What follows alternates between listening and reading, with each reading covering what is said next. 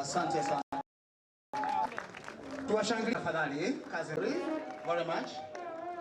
The Kaimosi Friends University Choir.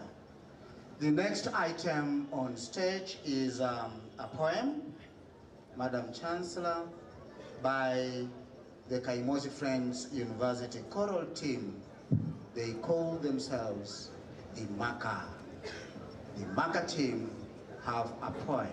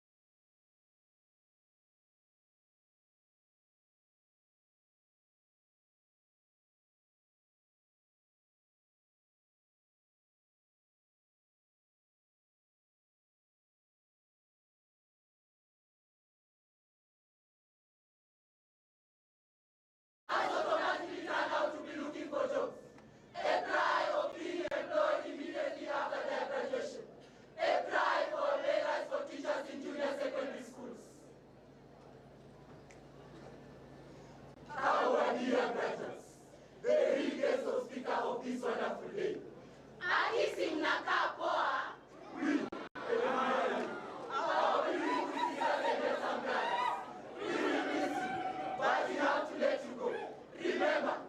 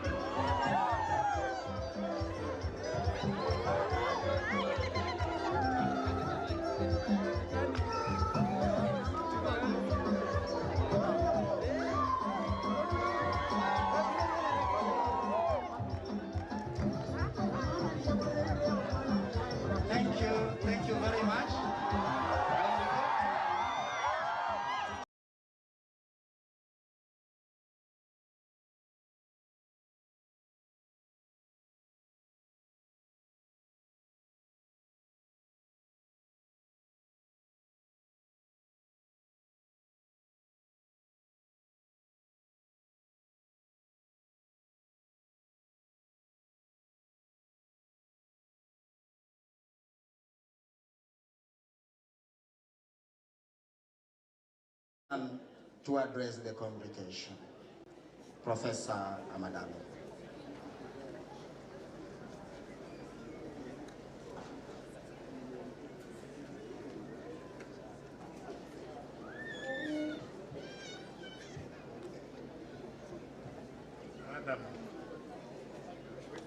Chancellor, this is now the time for speeches, and I have the honor of introducing one student who, over the period he has been here for 4 years, he has shown exceptional performance. This is our valedictorian, Wamani Siminyu. I wish to invite you here now so that you can come and give your speech.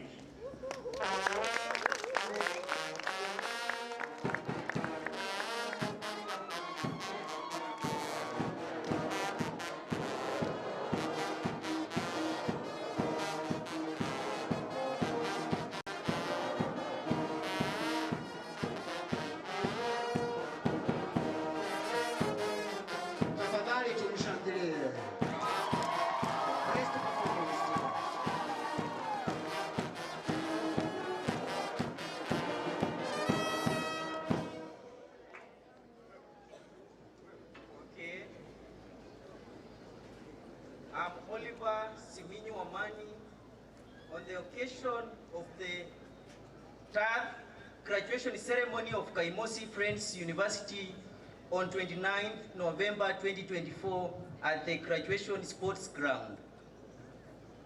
Madam Chancellor, Chief Guests, Cabinet Secretary, Principal Secretary, Vice Chancellors, Vihiga County Governor, Cabinet Secretaries, Principal Secretaries, CAF Senate, and Management Board, our dear parents and guardians, fellow students, invited guests, ladies and gentlemen.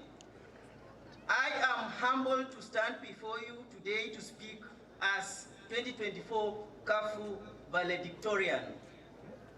Madam Chancellor, I'm humbled because my life and academic journey has not been a bed of roses. As son of Samaria Mema, bus driver, and a peasant mother in polygamous family, you can imagine the economic background I was born and brought up. I began my primary school education in 2006 at St. Benedict's Budonga Primary School in Abaholo, Kakamega.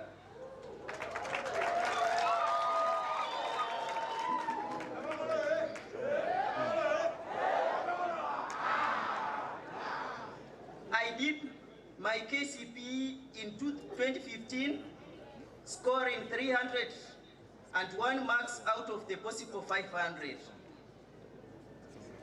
I then joined a sub-county school called St. John's Donga Secondary, where the head teacher paid my school fees. My academic performance soared and I topped my class from Form 1 until I was hospitalized for a few days to KCSE exams in 2019. I did the exam, the whole of its theory parts from the hospital bed. I scored a C+ of 49 points.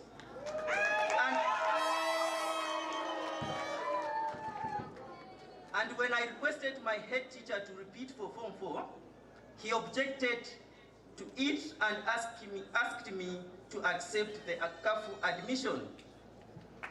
Madam Chancellor, I joined CAFU in September 2020 at the height of the epochal COVID-19 epidemic.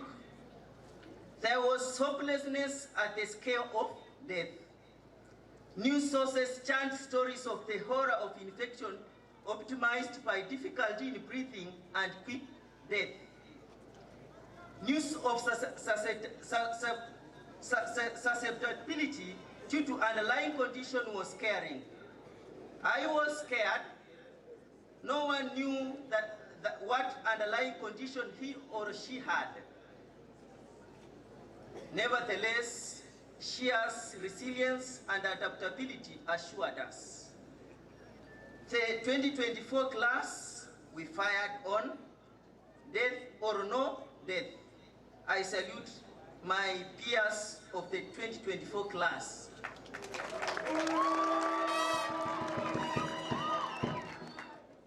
Madam Chancellor, today I consider myself as the best among equals.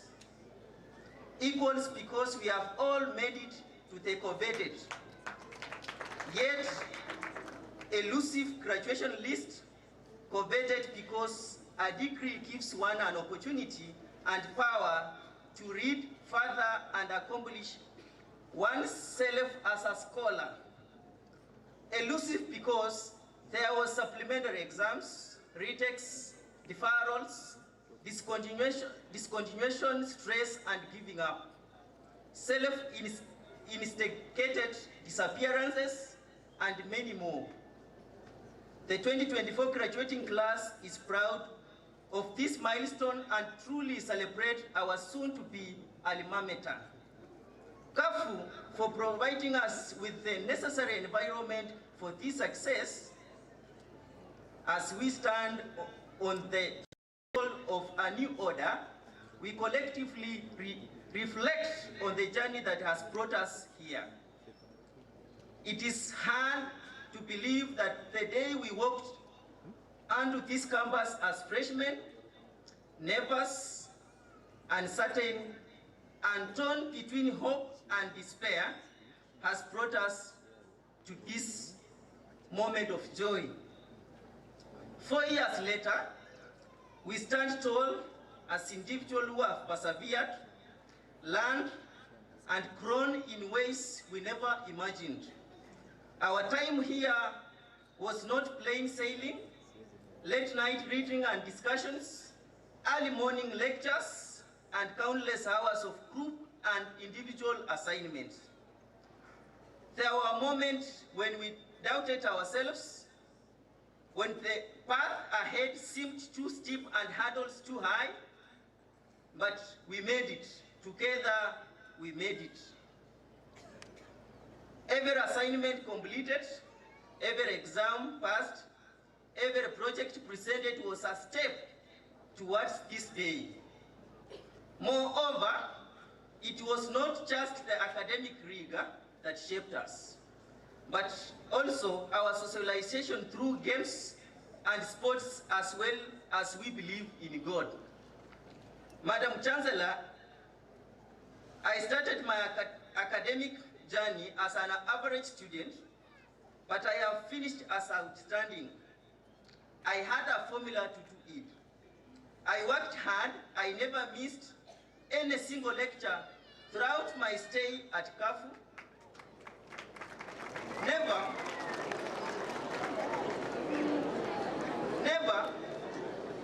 I consulted my lecturers beyond lecture hall conducts. I visited the library relentlessly to read more about my area of study that will today lead us to a Bachelor of Science in Applied Statistics with Information Technology degree.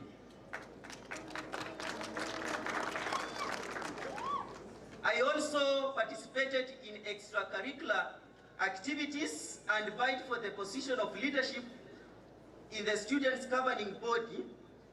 I lost the election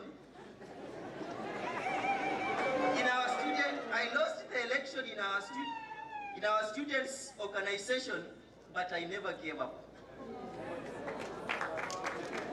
I rose more rejuvenated, assuring, and doubled my effort in academic work. It made the difference as we stand here today, ready to walk the path that has been beaten by others who came ahead of us. It is important to remember our collective power in joining the university alumni.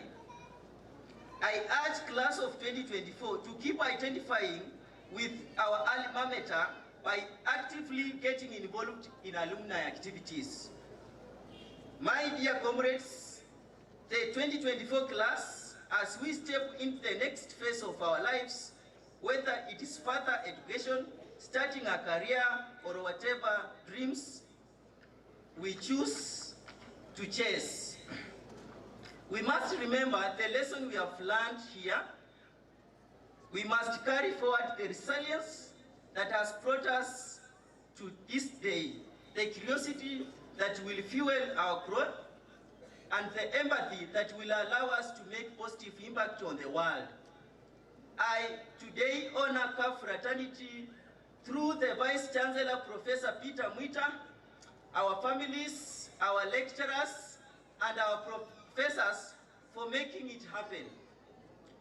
God bless you all. Finally, congratulations once again, class of 2024. Go well and arrive safely. Thank you.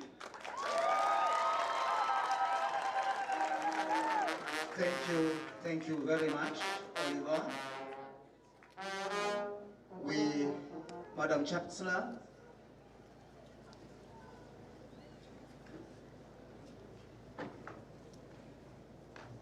Basi kwa heshima kubwa na taadhima na kwa ruhusa yako, Madam Chancellor, allow us to invite the Deputy Vice Chancellor, Academic, Student Affairs and Research to invite the alumni representative to address the congregation. Madam Chancellor, distinguished guests, our dear graduates, it is my great pleasure to invite to you our alumni representative to give his remarks, Mr. John Munyu. Please.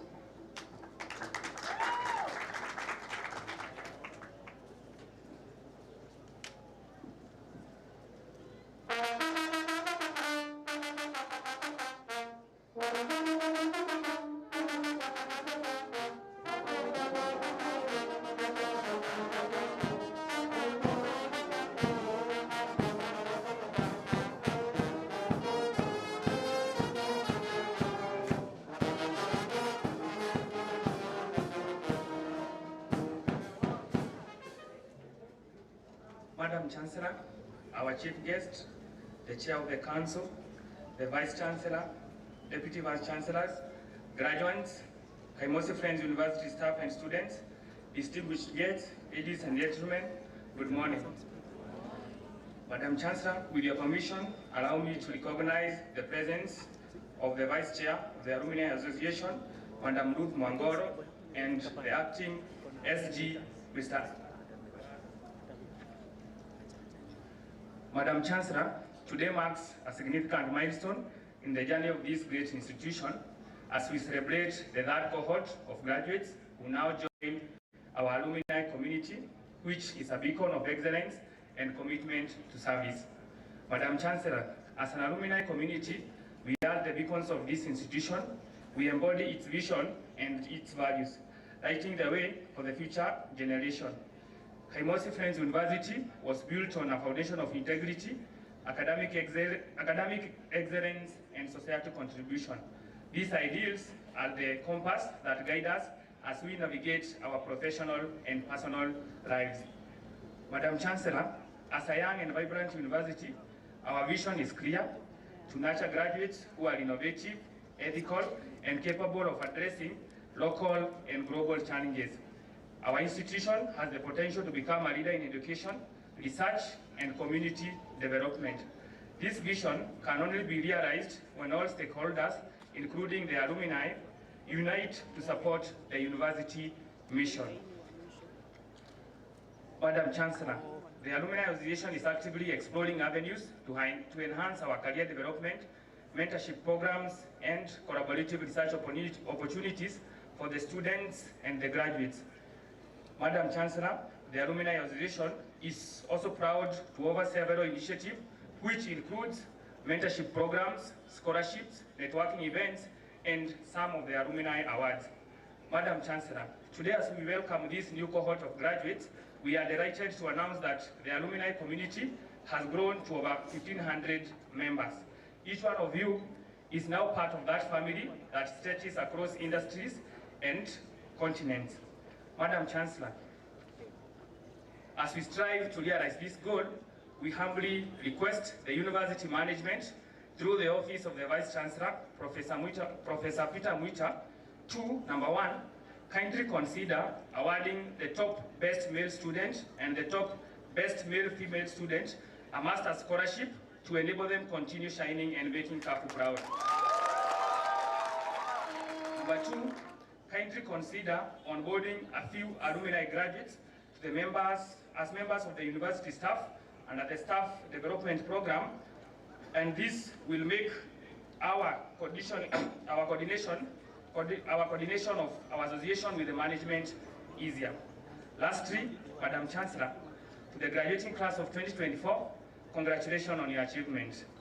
As you step into the world, remember that you are not alone. You are part of a network of over 1,500 alumni who are rooting for your success. To the university management and stakeholders, let us continue working together to build a brighter future for Kaimosi Friends University, and together we can transform this institution into a model of excellence and a force of good in the society.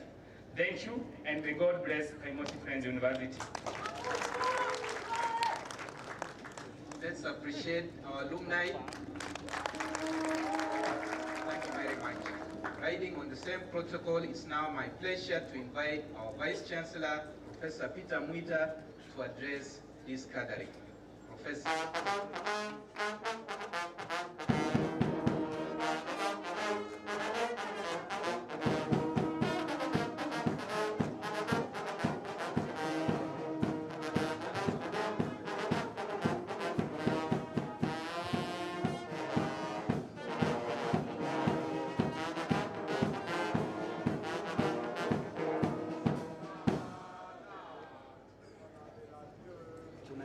Thank you.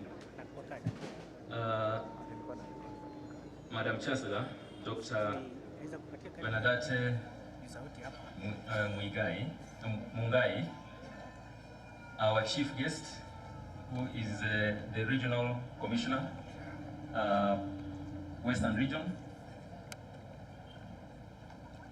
the Ministry representative representing the CS Education, and the Principal Secretary, State Department for Higher Education and Research, Dr. Wahome Rureri,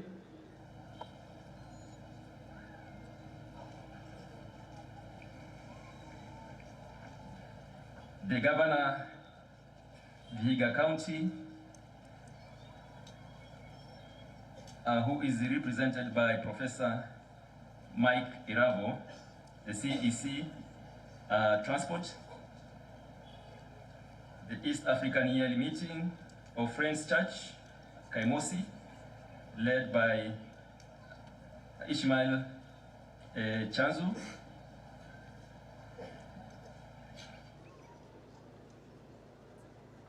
the Vihiga County Commissioner, Madam Florence Sitawa, our area member of Parliament, whom we are told is on the way, but already has a representative here, Madam Alice Gimose,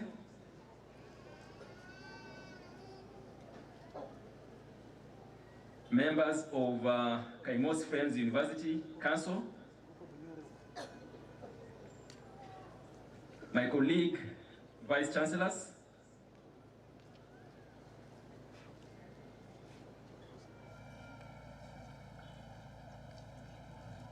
whom I would like to request Madam Chancellor to give me a few minutes to recognize my colleagues. We have Dr. Beatrice Ombaka, who is representing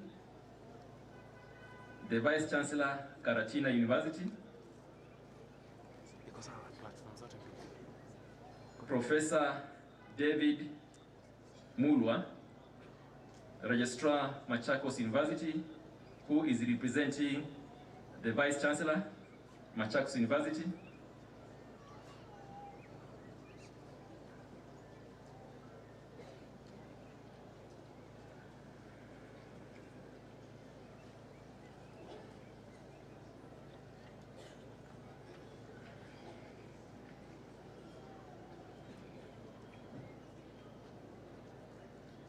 We have Professor Solomon Shibairo, the Vice Chancellor, Masinde Muliro University. Professor Richard Juma, representing the Vice Chancellor, Muranga University.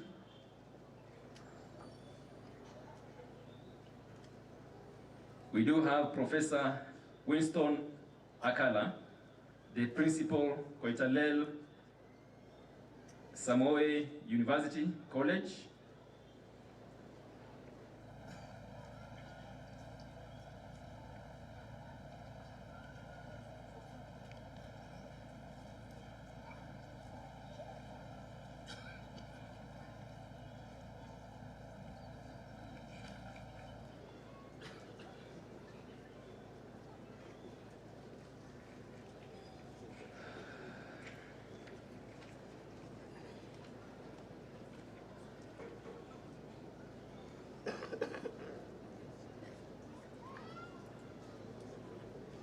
Madam Chair, we also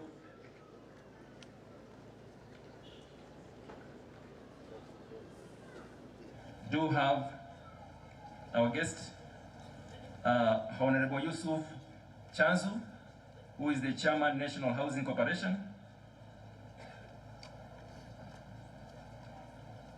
We do have Mr. George Mudanyi, Chairman, Mudasa School Group of Schools. We do have Dr. Sami Mutisia, representing the Vice Chancellor, Masai Mara University. And in our presence, Madam Chancellor, we do have Dr. Honorable David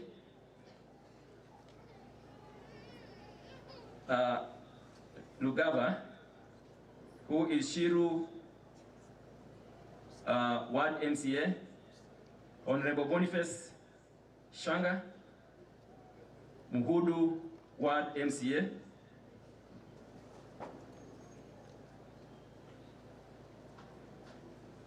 we do have DCC, Representative Hamisi County, Conchela Joshua,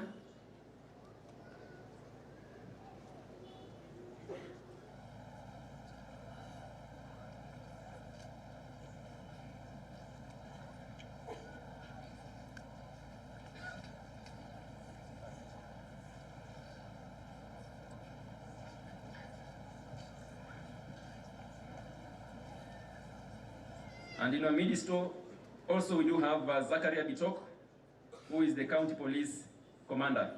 I think I will be acknowledging them as they come. Ladies and gentlemen, good morning. Good morning. I am pleased to welcome all of you to Kaimosi Friends University on this auspicious occasion of our third graduation ceremony. Today, we are proud to present 896 graduates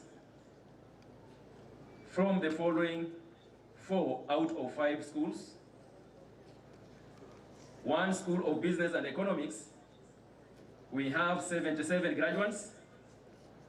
School of Computing and Information Technology with 28 graduates. School of Science with 58 graduates. And School of Education and social sciences with 703 graduates. As you know, we have 5 schools.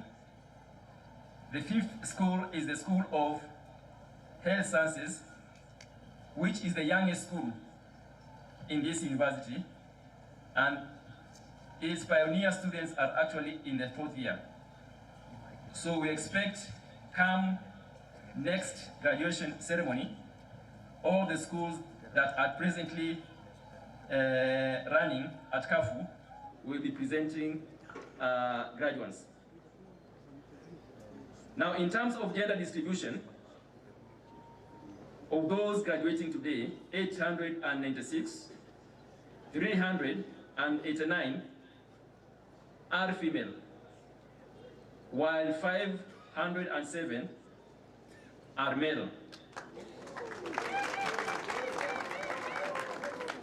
So we are soon approaching there, 50-50. That is our target. And that is the target that is actually in our strategic plan. In 5 or 6 years we are supposed to be operating around 50-50. Ladies and gentlemen, may I request that you join me in applauding these very beautiful graduates, ladies and gentlemen who are seated in front of us, the class of 2024, and we wish them congratulations. Can we all wish them congratulations?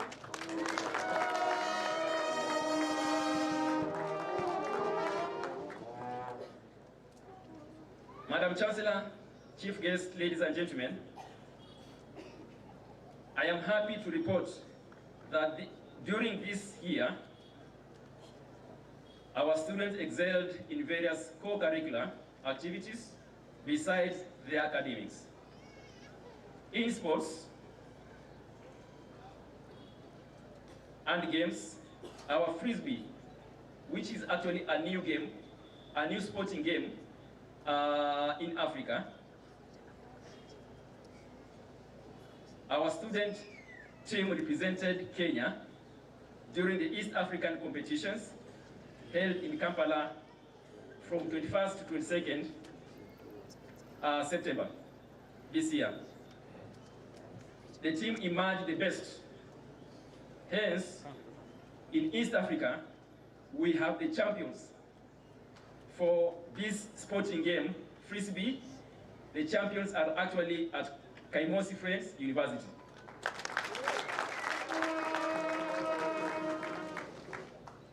Following this good performance, one of our students, Nelson Samba, who was the best player, got a fully funded sports scholarship to study at Davenport University in Michigan, the United States of America. So this student will be traveling early next year to the USA. And there are many, including soccer. We have actually gotten trophies. For those who have come to my office, you have seen quite a number of trophies in that office. This year alone, we got 15 trophies within the shortest time, 6 months. 15 trophies over a number of sporting activities.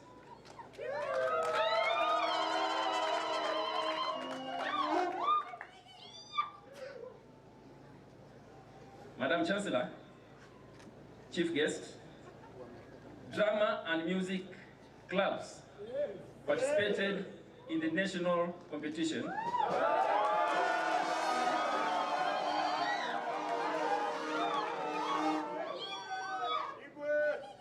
In which our university brass band, the ones you have actually heard singing the anthem,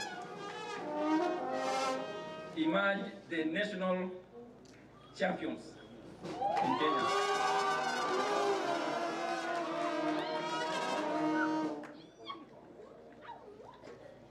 On matter academics, I am pleased to report that our university currently offers 43 academic programs approved by the Commission for University Education, with an enrollment of 6,721 students currently.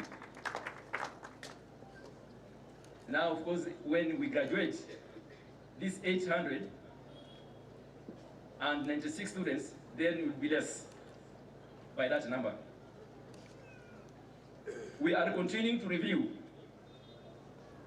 our programs to align them with competency-based curricula as we prepare to receive the first cohort in the year 2029.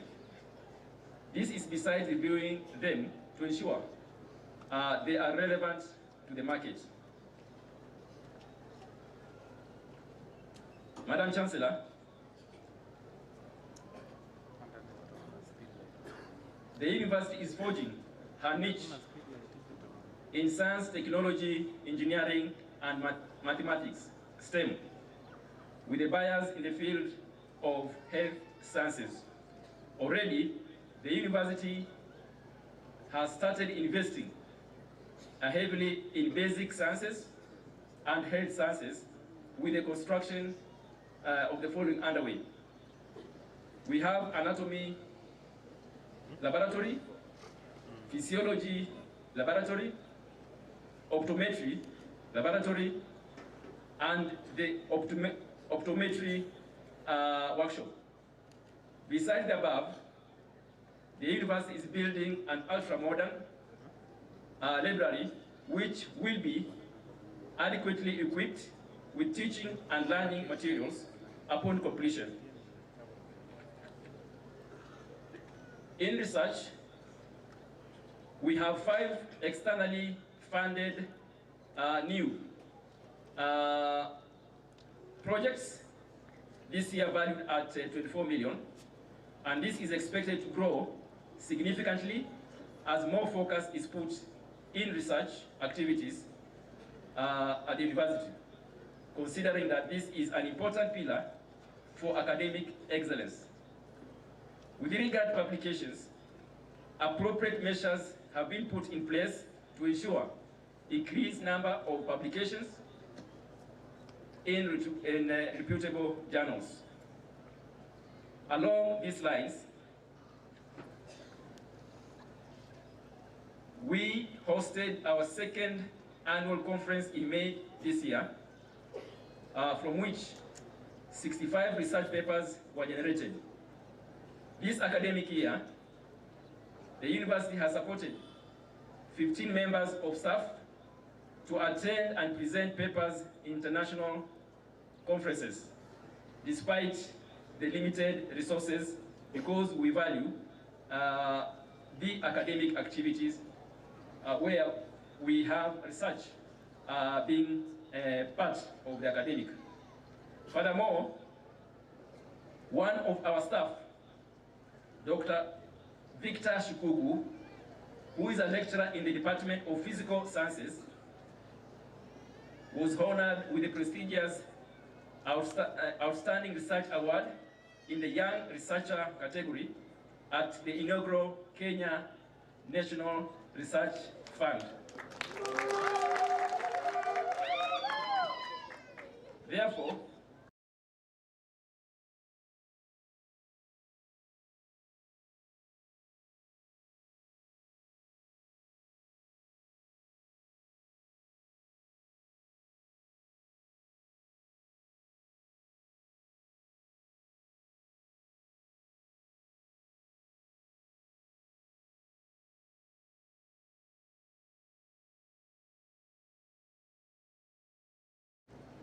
as in our approved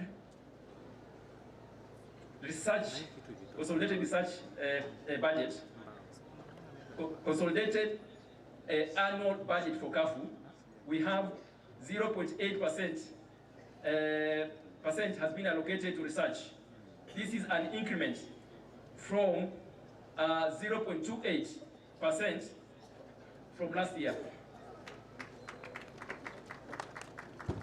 To be precise, this 0.83% is equivalent to 8 million Kenya shillings. So we have actually allocated for this financial year 8 million shillings to go for research.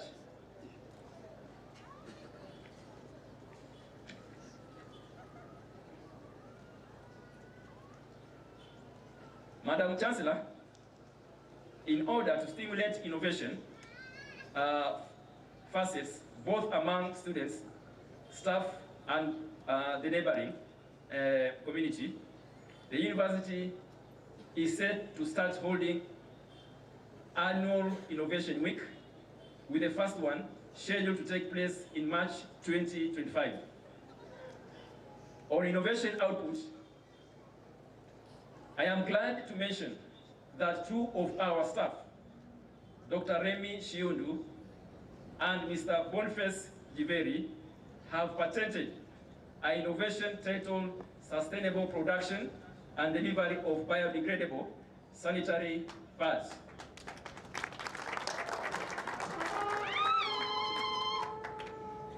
These are made from sugarcane bagasse and other ingredients.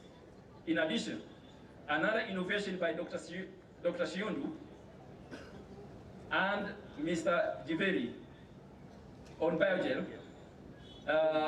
has won 25 million from BioInnovate Africa towards branding the product.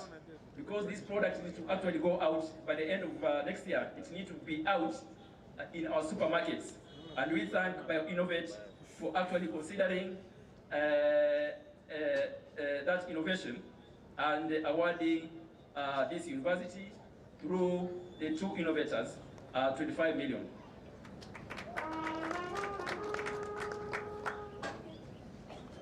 Madam Chancellor, Chief Guest, ladies and gentlemen, community service is a key area of excellence in our university. In this regard, the university has in place strategic partnership to enable the sharing and transfer of knowledge and technology solution to the communities that are actually within us and they live around the Vihiga County. And I'm happy to report the following. Kaimosi Friends University, the East African Yearly Meeting Friends Church, Kaimosi, and #1 Wood Company have established a partnership that has resulted in the establishment of a plywood processing plant within Kaimosi complex. The university played a role in linking the #1 Wood Company with Friends Church as part of our community service and engagements. This plant, on completion, will contribute to economic well-being of the community. The university, on her part, will benefit through research and innovation infrastructure that the company will actually set within the Kaimosi Friends complex. #2, the university is also on the forefront of promoting cultural and social life of our society as one of the objectives of university education in Kenya under the Universities Act 2012. In this regard, Kaimosi Friends University, members of the university's neighboring community, Friends Church leadership, and local leaders endorsed the establishment of a cultural preservation and research center within the university premises. This initiative signifies a collective dedication to safeguarding cultural identity, preserving the environment, especially replacement of the extinct flora and fauna, besides promoting scholarly inquiry into the local tradition. We believe that as Kaimosi Friends University engages the community and provides the services, this justifies the existence of this university in this region. Because whenever there is a university, community must gain, both economically, socially, and also culturally.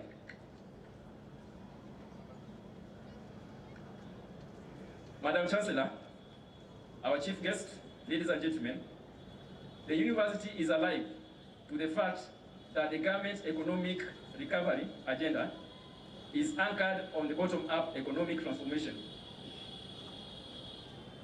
This is geared towards driving economic turnaround and inclusive growth, with priority sectors being agriculture, micro, small, and medium enterprise, housing and settlements, healthcare, digital superhighway, and creative economy. Kaimosi Friends University continues to support this agenda as contained in our strategic plan 2023-2027. Particularly, through the School of Health Sciences, we are not only developing human resource, but also offering healthcare services through medical camps and strategic partners for best practices. This will, in the long run, ensure access to healthcare, which in turn leads to healthy working population for the rest of the economic sectors. In agriculture, the university is investing in her agricultural farm to achieve a level of being a demonstration center of excellence and the best practices in agriculture. We are also revitalizing our academic programs in agribusiness to harness opportunities in marketing and selling of agricultural produce, to support farmers in getting value for their agricultural produce.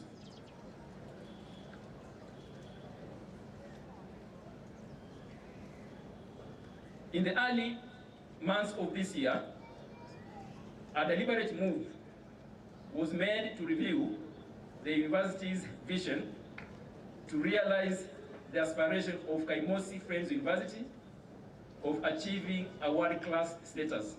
In this regard, our university has taken on a new vision, changing from a center of excellence in teaching, innovation, and holistic development to a world-class university of excellence in teaching, research, and community service.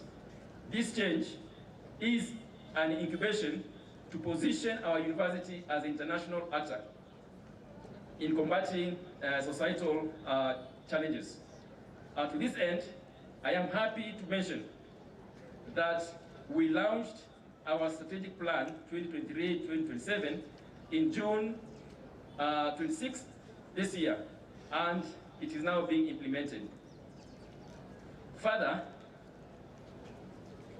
I am pleased to report that on 7th, 2024, we launched our Center of Excellence for Climate Action and Research with the support of the County Government of Vihiga. This launch was officiated by the Governor, His Excellency Dr. Wilbur Otichilo. The Center plays a critical role in shaping the climate policy, driving research, and developing actionable solutions in key areas such as adaptation, mitigation, and climate financing and training. So this will really benefit our community, the county, and the region as a whole. We are also looking for more partners to ensure that we expand the influence of this center to other regions in East and Central Africa. Madam Chancellor, our chief guest, ladies and gentlemen, please now allow me to appreciate the following, who actually supported our endeavors towards this graduation. Number one, we have our graduates of 2024 for having chosen Kaimosi Friends University as a gateway to their academic growth. Alongside this, I appreciate their parents, guardians, spouses, sponsors, friends, and relatives for supporting the graduates. Number two, the East African Yearly Meeting, Friends Church, Kaimosi, who gave this land where the university is, and for being there for the university in their prayer, spiritual nourishment, and general mentorship and guidance in times of needs. We have also worked closely with the surrounding community, the Tirik elders, who are also helping us to come up with that center for culture and preservation of our environment. We do also appreciate the support that the county government has continued to actually give this university. And the latest being supporting the establishment of the center, where the governor himself actually donated a good amount of money toward the center.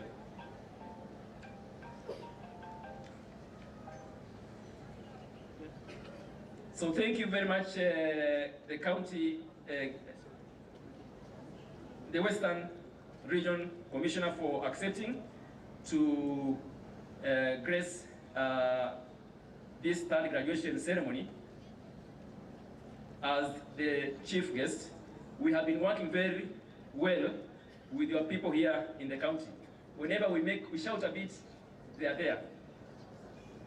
And you know, sometimes our students, whenever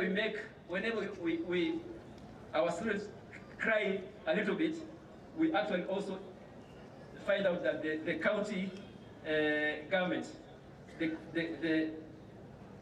county commission office is actually aware and is already taking action in controlling things. We also thank the national government that is well represented here by the Western Region Commissioner for their continued support. Otherwise, we will not be here if our budget will not be here this way, the same way we are happy if our budgets were not good. Finally, I do appreciate all of you for finding time to attend this memorable occasion. Now, to our beloved graduates, you know, and now you stand at the threshold of limitless possibilities. As you step out today, you will not be just graduates, but empowered individuals with knowledge to innovate the shape of your future. The future belongs to those who plan for it. If you don't plan for your future, then you leave those who have planned for it to plan for you. So your future will depend on them. And because you are now empowered, I know the future actually belongs to you. You are the human resource base needed to drive our society's aspiration. So you have to be bold, brave, creative, and dynamic, and make a positive impact in whatever you actually do. Once again, congratulations, and I wish you all a Merry Christmas and a prosperous New Year, which is 2025.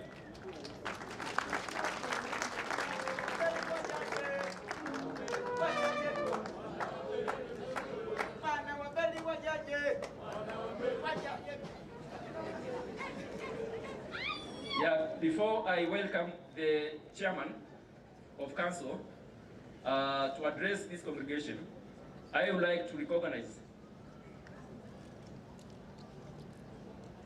the following. Honorable Callistus Ayodi from Emuhaya County. This is an Emuhaya County Liaison Officer. We have Honorable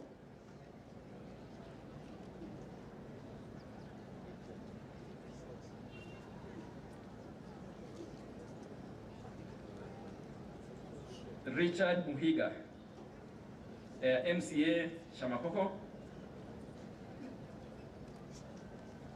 Honorable Gertrude Lumire, nominated MCA. Miss Alice Imose, I think I have already introduced and acknowledged her. I had already acknowledged Honorable Bob Mwashi from Shiru. Honorable Eric Ovey, Deputy Speaker, Vihiga County. Then we have Teresia Nyawira, representative of Professor Walter Oyawa, Director General Naposti. We have Professor Ngacho. Professor Ngacho actually came. He was the first person to be here, and I'm sorry, I had not acknowledged you. You are the first person to be here today, representing the Vice Chancellor, Kisii University. So with this, I now take this opportunity to invite the Chairman of Council, Kaimosi Friends University, to address this congregation.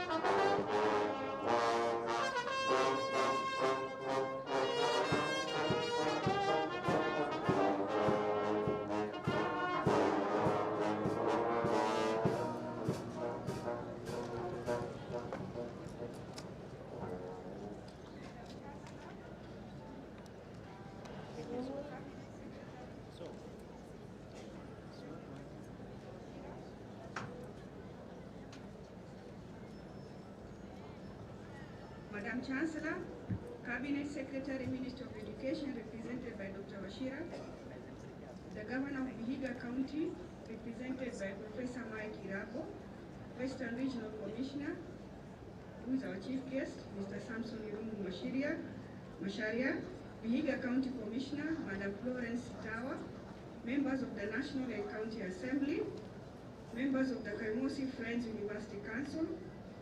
We have Mr. Dr. Francis Bwire, Dr. Milton Njoki, and Mr. Paul Wanderi.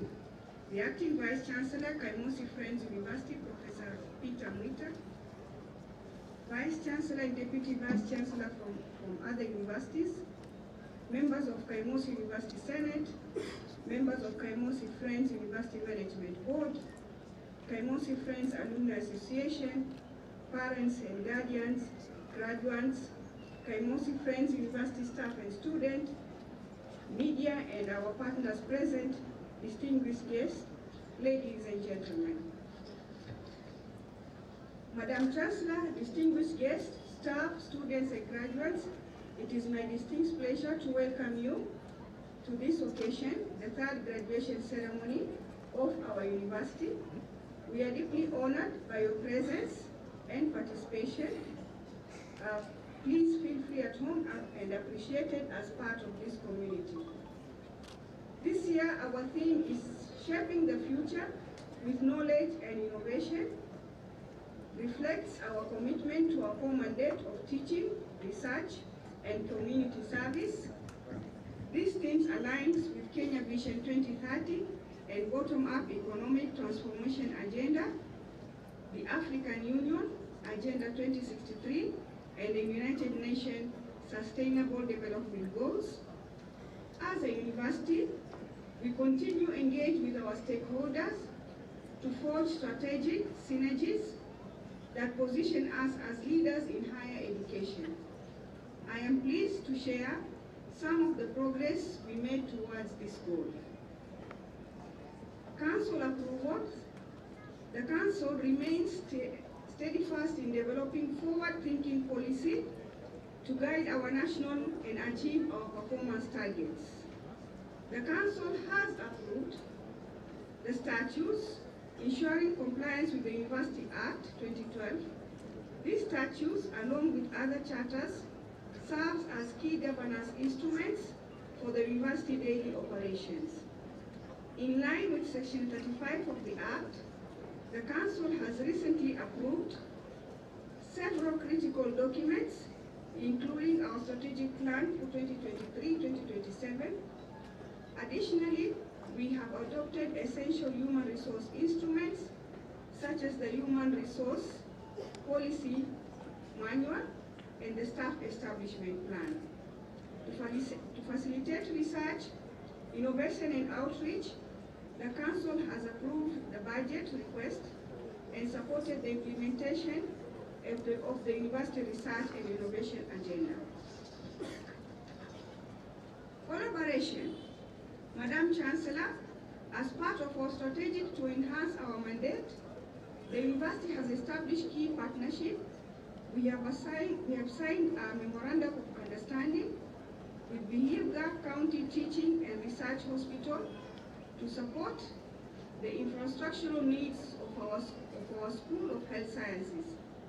Furthermore, in collaboration with the county government, we have established the Center of Excellency for Climate Action and Research, addressing the pressing challenges posed by climate change.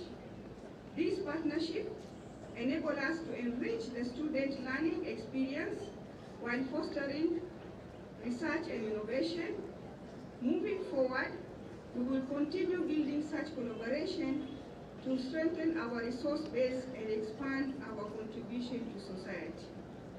On staff welfare, Madam Chancellor, allow me to express my sincere gratitude to our dedicated staff, whose tireless effort to shape our students into responsible, skilled, and value-driven individuals ready to serve society.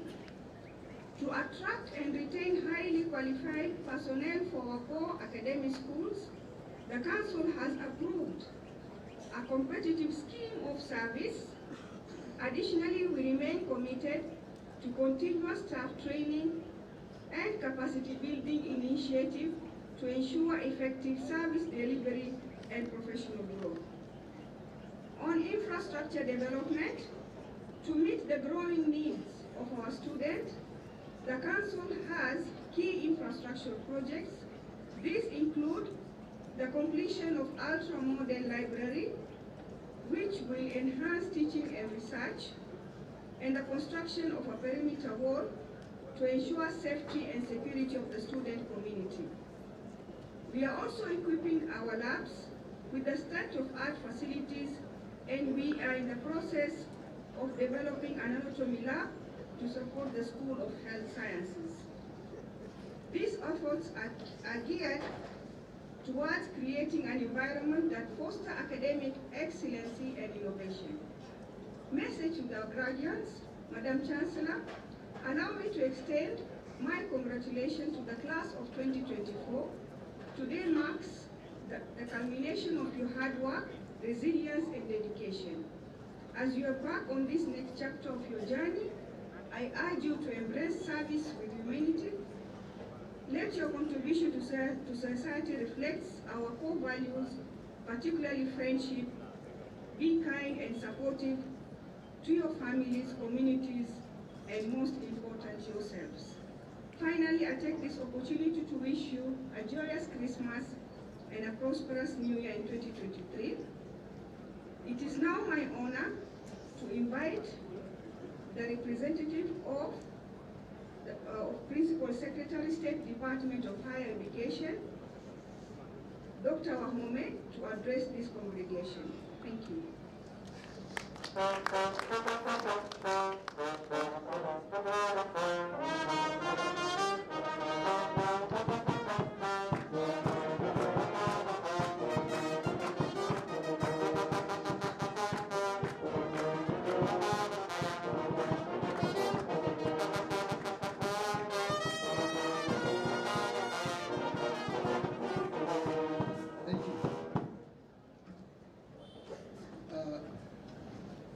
Chancellor, Madam Chancellor, allow me to write the protocol that has already been put in place for the interest of time.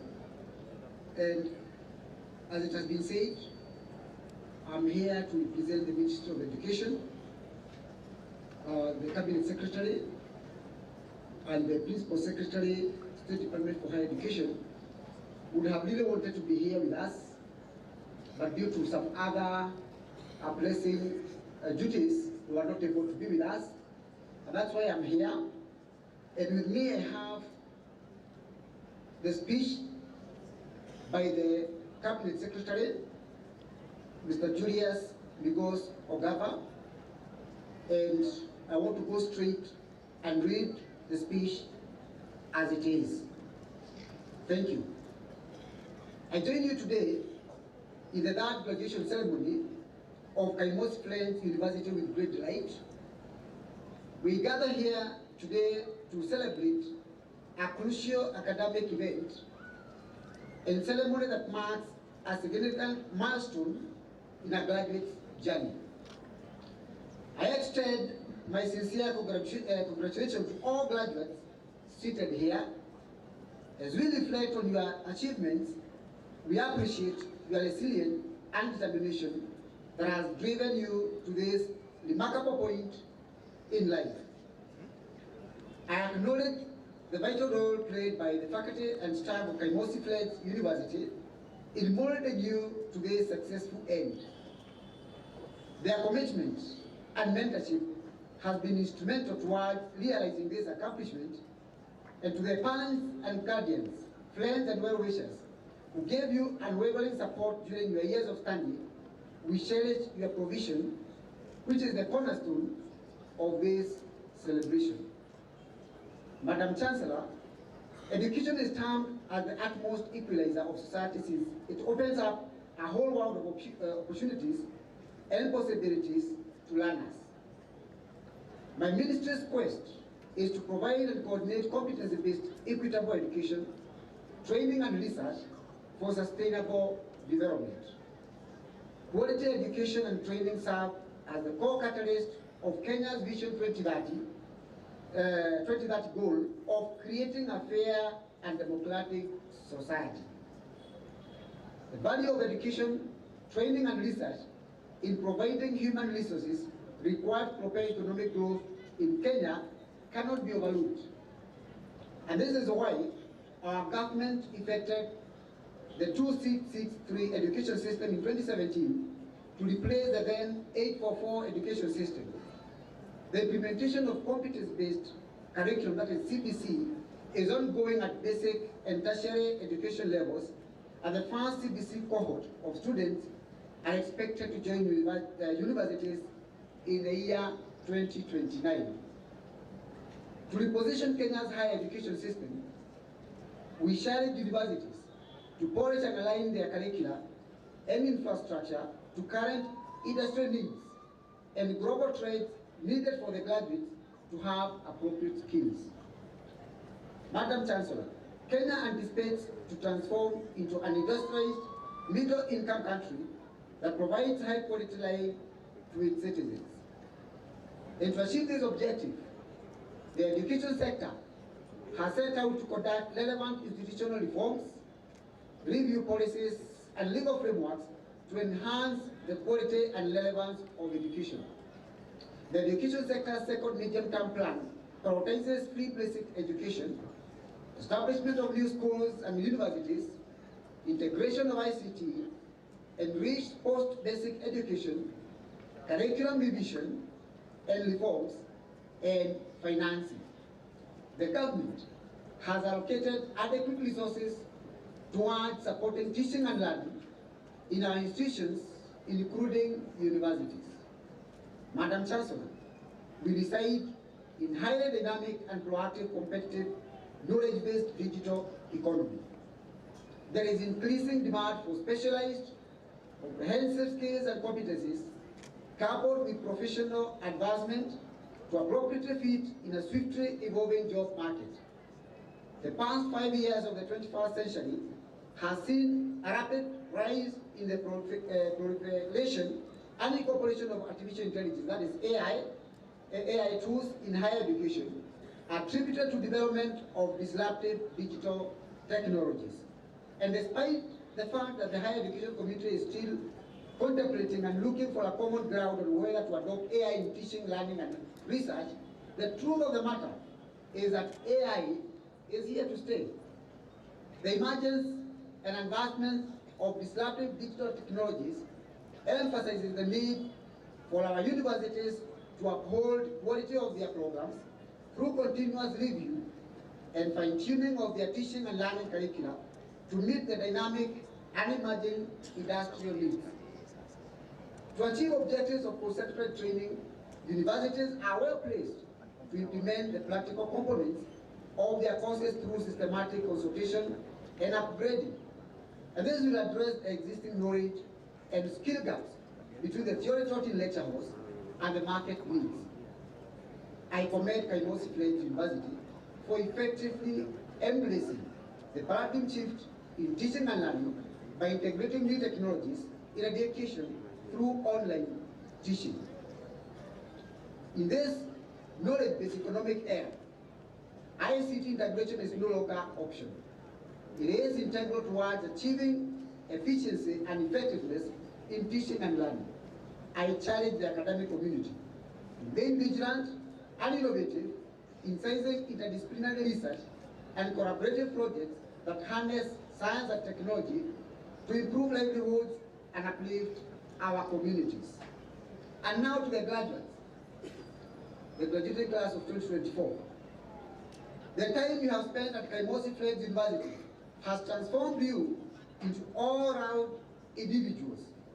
The hurdles you face throughout your academic journey have made you stronger, and your perseverance has culminated to this victorious moment. You have been equipped with character and the requisite skills needed to thrive as global citizens. Use them not only to uplift yourselves and your families, but also to contribute to a knowledge-based economy that is globally competitive. As you begin new chapters in your lives, please be entrepreneurial, innovative, and ready to seize the opportunities that come your way, and there are very many. The government stands with you and is ready to support your endeavors. And as I conclude, let me once again extend my heartfelt congratulations to the Kaimosi University class of 2024.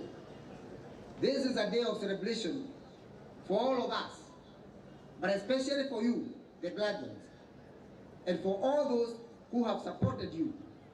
That is parents, guardians, sponsors, staff, and the university partners.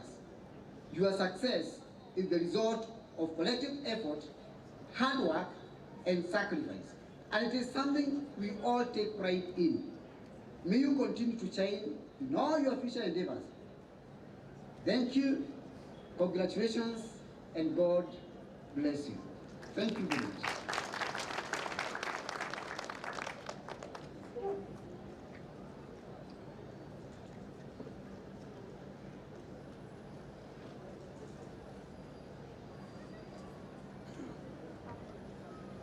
Madam Chancellor, it is my honor and privilege to invite our chief guest for today's event, who is the Western Regional County Commissioner, Mr. Samson Irungu Masharia. Thank you.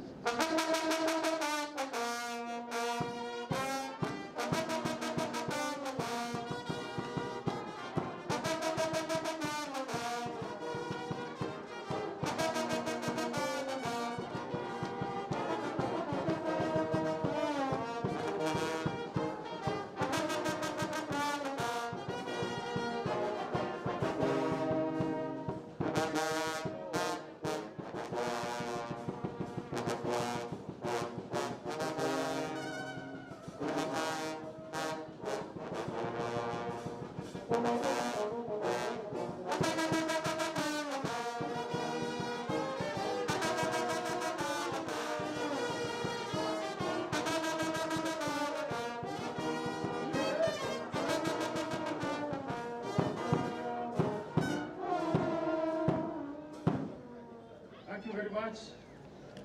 The Chancellor, the representative of the Cabinet Secretary and the Principal Secretary, the State Department for Higher Education, the chairperson of the University Council, Dr. Benedette Mungai, the members of the University Council, the Acting Vice Chancellor, Professor Peter N. Mwita, the other invited Vice Chancellors and Deputy Vice Chancellors present, and all their representatives, members of the University Management and Senate, members of the National and County Assemblies present, distinguished guests, Kaimosi Friends University staff, ladies and gentlemen, good afternoon.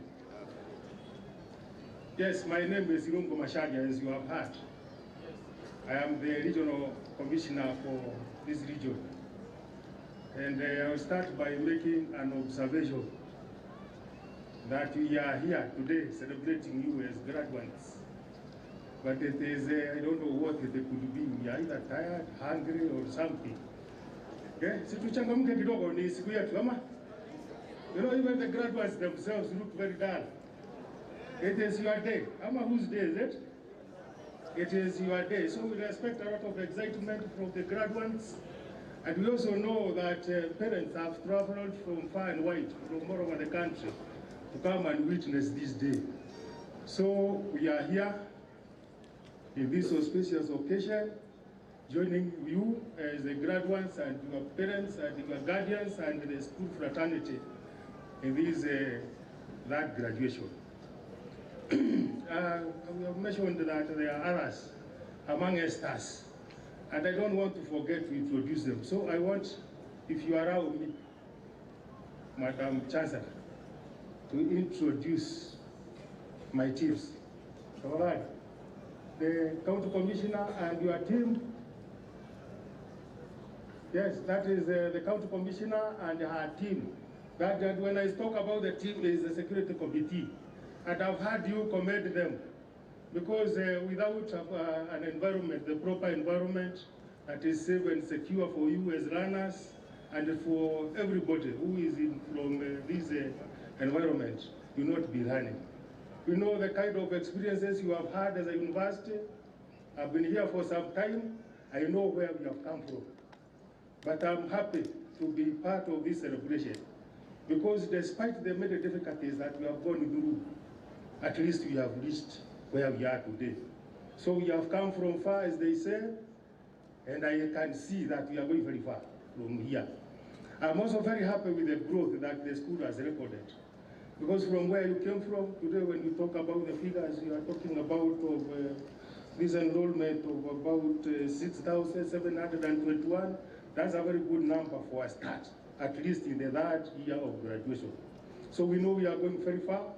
Us as security agencies, because that is basically what we do. We want to provide a conducive environment for you as students to learn and be secure wherever you are, so that when you are fully done, as you have done today, that you are graduating and you are joining us, we ensure that you have a very safe environment to pursue your dreams. So other than those that I've just introduced, I also want to introduce, there's a representative of the governor. He's Professor Kaholar. If you don't mind, you can introduce your team of the county people.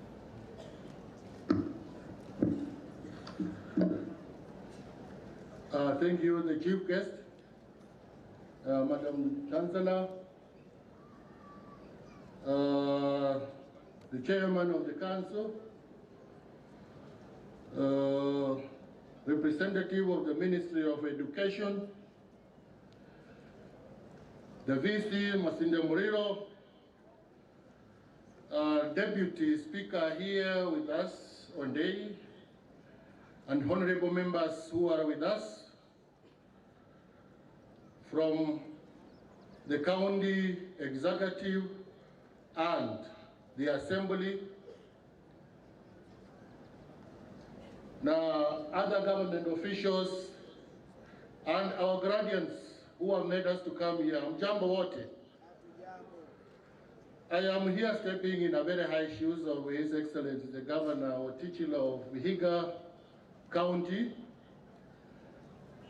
His deputy would have done so, but is one of our guardians today. And therefore, as it is, the government does not go in void. The government is always represented, and we work under Otichilo, who has no discrimination whatsoever, because he takes care of all our institutions in this center, Kaimosi. Now, before maybe I say something from His Excellency, I would like to invite the following government officials who are here to bring us their greetings. Maybe I'll start with the Speaker, the representative of the Speaker of the of the Vihiga County Assembly, to introduce us to the members he has. Then I'll bring in another person also, just shortly.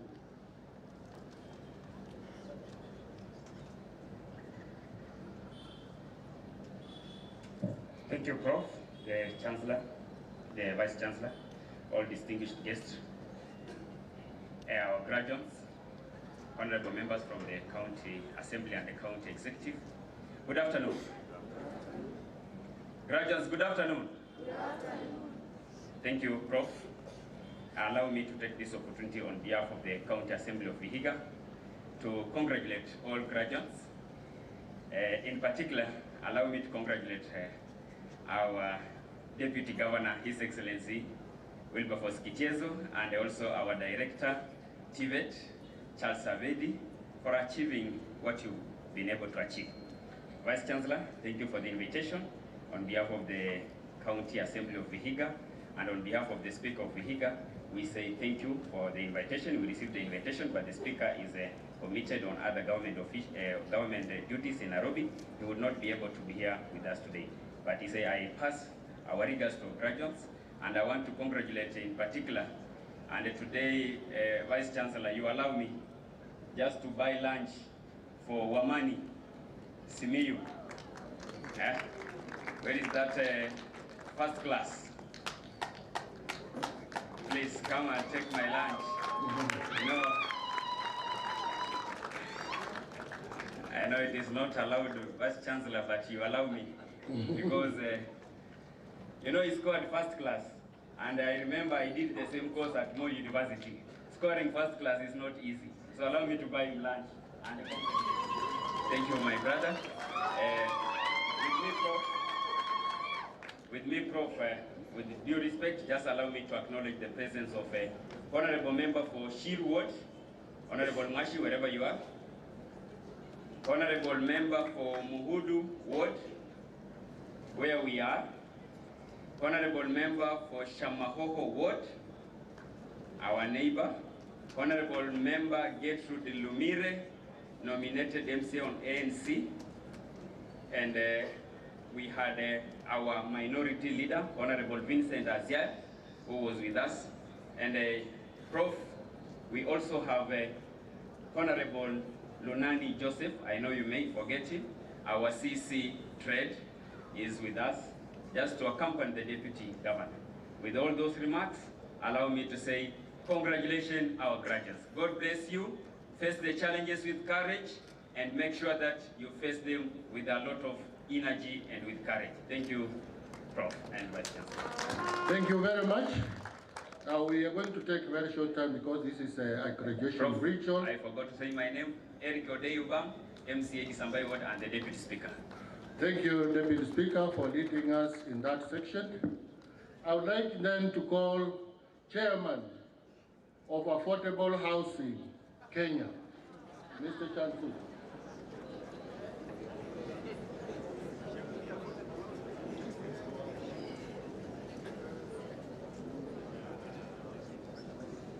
Oh, it's National Housing Corporation. Sorry, Yes, the leadership here, headed by the guest of honor and all protocols observed. In fact, this is a wonderful event. My name is Honorable Chancellor. I come from here. I come from Vihiga, but I happen to be the chairman of National Housing Corporation. We've gone a lot of things. And when I was listening to the speeches here, particularly Vice Chancellor and the Chancellor, I'm very encouraged. There is a lot happening in Kenya which requires to be addressed. And you see, we happen to make a big mistake by politicizing meetings like these ones.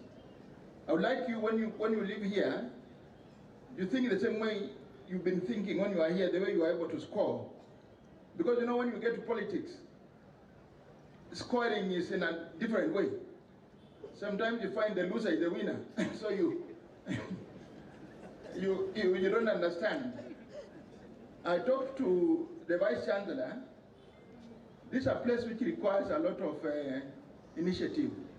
National Housing Corporation was created by the government in 1953 under Cap 117 to be able to provide housing for government.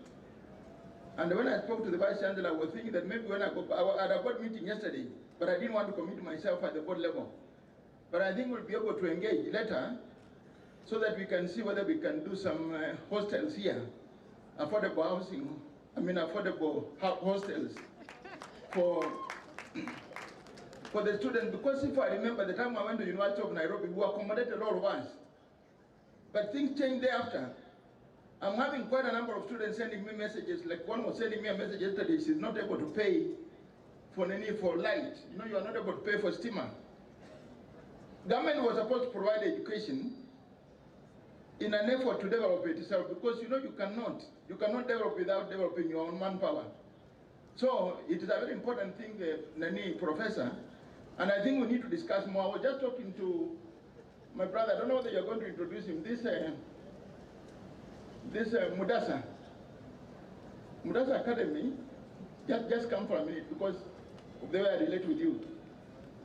You know, this gentleman, you are invited, but I value him a lot because we were with him many years ago. And in Vihiga, he started what many people could not do. There is only one person who tried to start a school in Vihiga, that was the former MP, Bart Semu. But he did not participate in it himself. He mixed it up, but Mudasa has been able to do a big school in Vihiga. And I was talking to him this morning about a lot of things that I see going wrong, but we are not able to correct them because we succumb to those who don't know. So the idea about housing, you know, President brought the affordable housing issue, which is a different area. I think we are still going on with that one, but we'll come. I'll send my people to come and discuss, and we'll see whether we can support the students. This being an area where I come from, because the Constitution allows that we must have at least a university in every county. And I want to say here myself, it was a mistake for ourselves as leadership.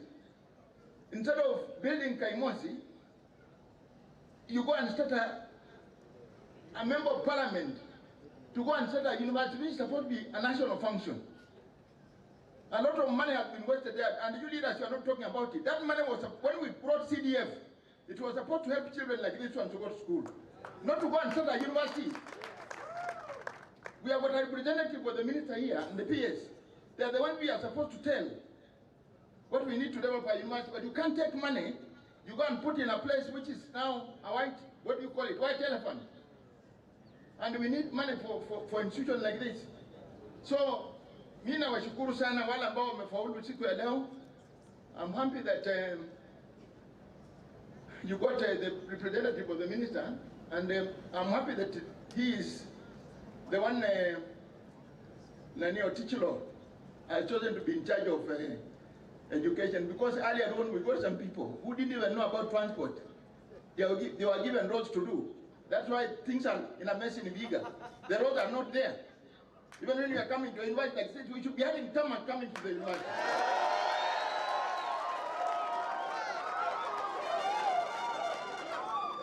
Go to a place like that and Kimathi University, places like that, and you see the difference. So tell the governor, your place and I'm going to complain, bring money here. Because if we develop this, we develop the country. Thank you so much.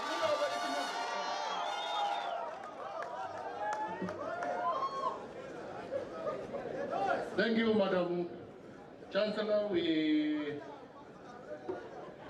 almost through. Mheshimiwa Kaimosi was supposed to be with us here, but he has sent his greetings, and he congratulates all the graduates today. I hope you have received his greetings warmly. Now, it is my turn now to bring the greetings and maybe a message from the governor. I had said earlier that as the county government, we do a lot about this complex of Kaimosi, writing on the trio, Willis, Hawkins, and the Hall, who arrived here in 102 and started this missionary work.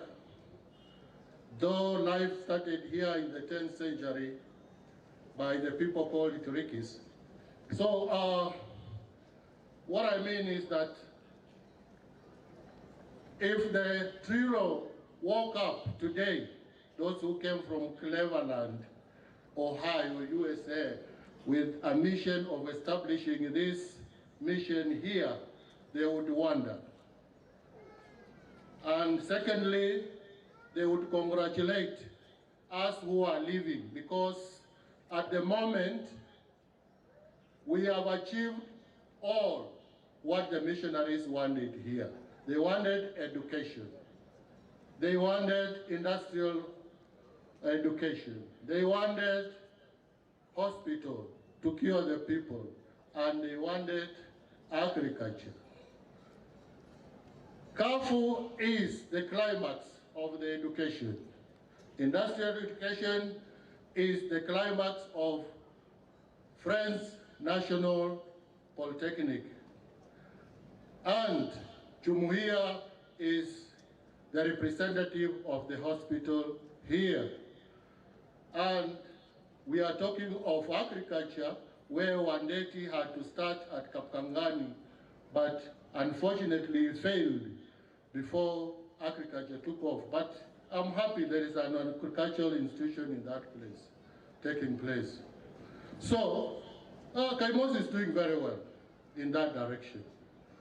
And therefore, as a county, we have brought appointed, but when you leave this place, please start preparing yourself mentally that I'm going to create job opportunities for others. And I know you have also heard, when you do your reading, that it happens that A students work for C students or such, or even a D student. Because as ourselves, I have heard from the speech from the CS, that we must be very entrepreneurial in what we are going to do outside there. Because if you go and invest here and there, and I know some of you would say there is no capital, but I tell you, if you ask those who know, they will tell you don't need the capital to start investing. That one is difficult to understand, but I know you run it. So what I wanted to say outside that is that us as in security, in regard to this institution, we know majority of our students have been living outside the university. And I'm also happy to hear that the chairman, National Housing Corporation, is saying that it is possible that we can do some affordable hostels in the university. But it basically, as a stopgap measure, we have tried to secure this place the best we can, so that our students will live very far from the university. People who are living in the students who are living in the rented houses or hostels, we know what you have been going through. We have had incidences of our students, particularly girls, and the men who have been going through other experiences. But generally, I want to report in the recent past, through the effort of the County Commissioner and our team, they have been able to secure this area very well, such that there has not been a recent incident. There has not been a recent incident of insecurity around the school. And we want to assure you that we continue working on that to make sure you are safe within the school and outside the school as you go about your businesses. So your safety inside and outside school is assured. For those that are graduating today, we know majority of us could not be going very far. But I don't want to support what my brother has said, that you are born here, you live here, you marry here, you die here. At least we must be people who can move around and see what else is outside there in the world, not necessarily around Kaimosi here. So let us also be outgoing and let us see what the world has to offer for us. So I've said that we make sure that all of us are very safe wherever they are. Still, we are also very happy with you as students of Kaimosi that we have not had incidences of school unrest. At least in the university, in Jaskia Maandamano, because as we learned, we know what our business was in an institution like this one is learning. So I congratulate you. I want to commend the students who are remaining around. You have behaved yourselves very well for those who are graduating and those who are left. At least we should sustain that and continue in that manner so that we don't have incidences that will distract us from learning because we want to put the resources that the government has invested in education and what your parent is equally investing to proper use. Further to that, I want to also assure our students that we'll give you all the support that is required so that you can succeed. This one, we want to tell you as you come to the world. I know you are very well-behaved students, graduates, and they say when you get outside there, you could be a truant in school. That today you attend class, tomorrow you don't. But when you go to the University of Life, walituambia nini? Mtu alisema yeye, wengine wakisema ni maprofesa kama hao wameketi hapa mbele. Wengine atatuambia pia yeye ni professor in the University of Life.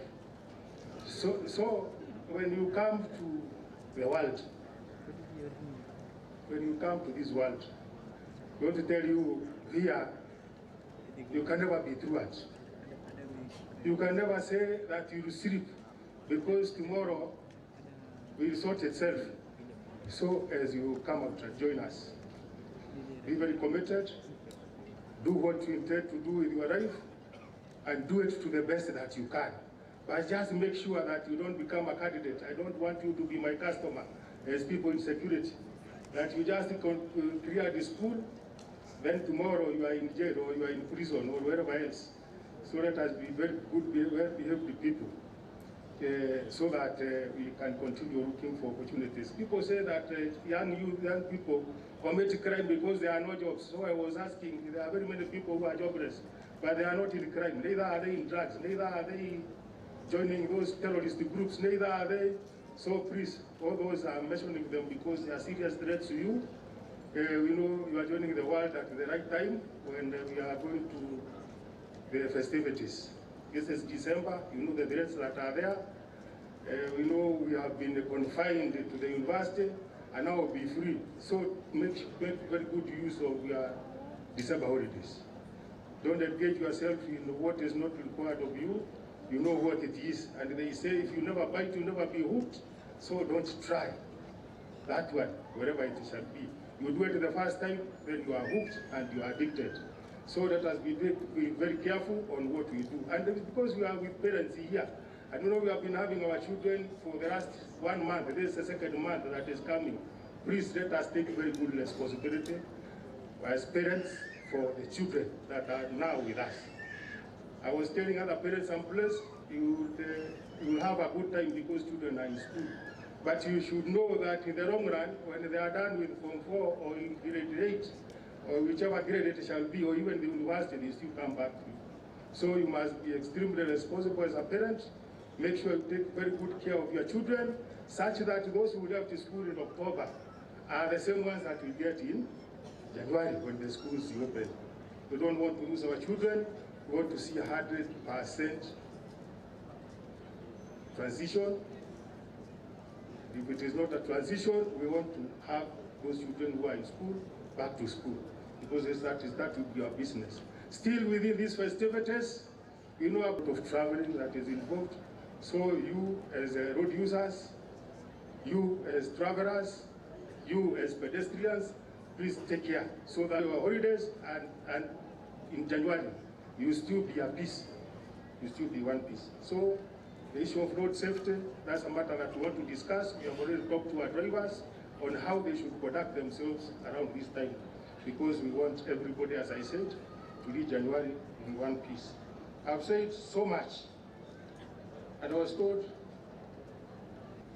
I say all the time that there is, and we want to conclude this graduation so that we can go to our villages and have our homecomings.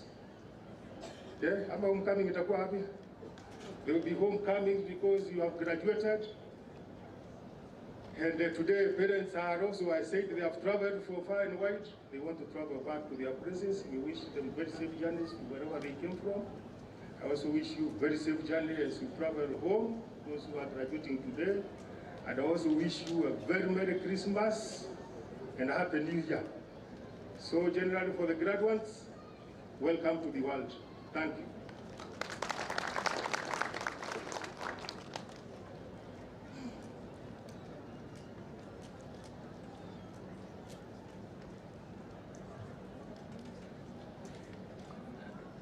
Hii inatosha kweli. Brass band, fanya kitu.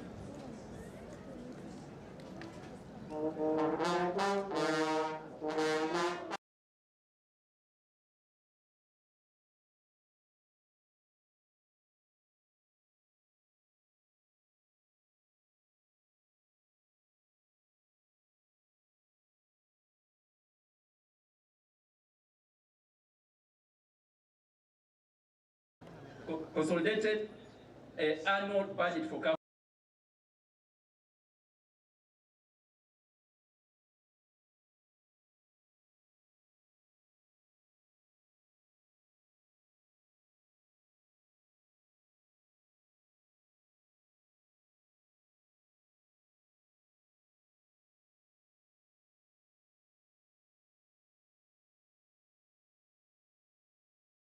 I want you to give us the brass that will make everyone stand as we are welcoming our Chancellor to give her address. Weka kitu. Weka kitu.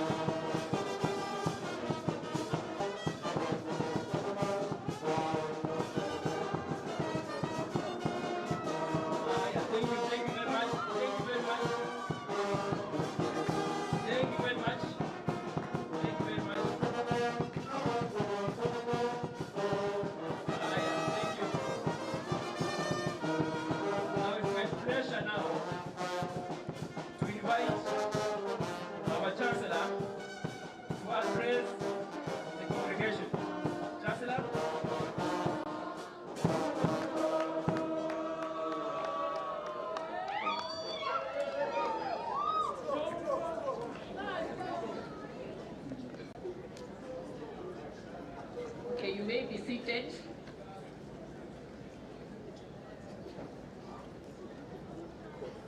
Cabinet Secretary, Ministry of Education, Mr. Julius Goss Ogamba, EBS.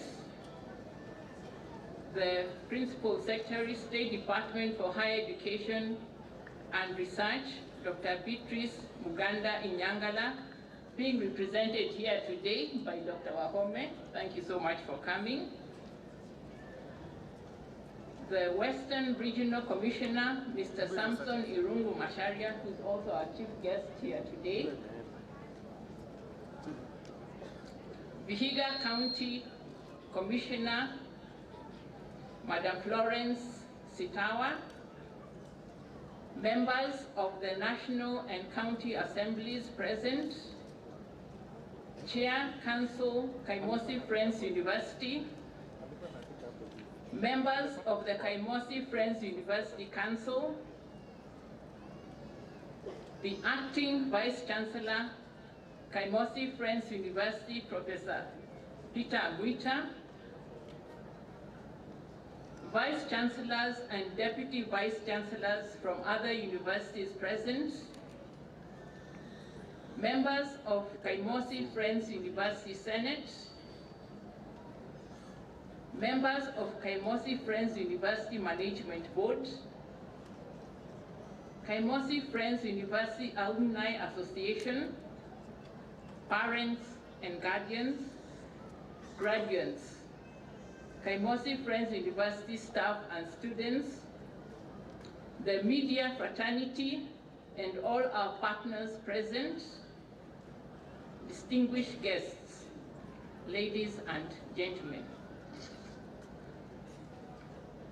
I'm delighted to preside over the third graduation ceremony of Kaimosi Friends University.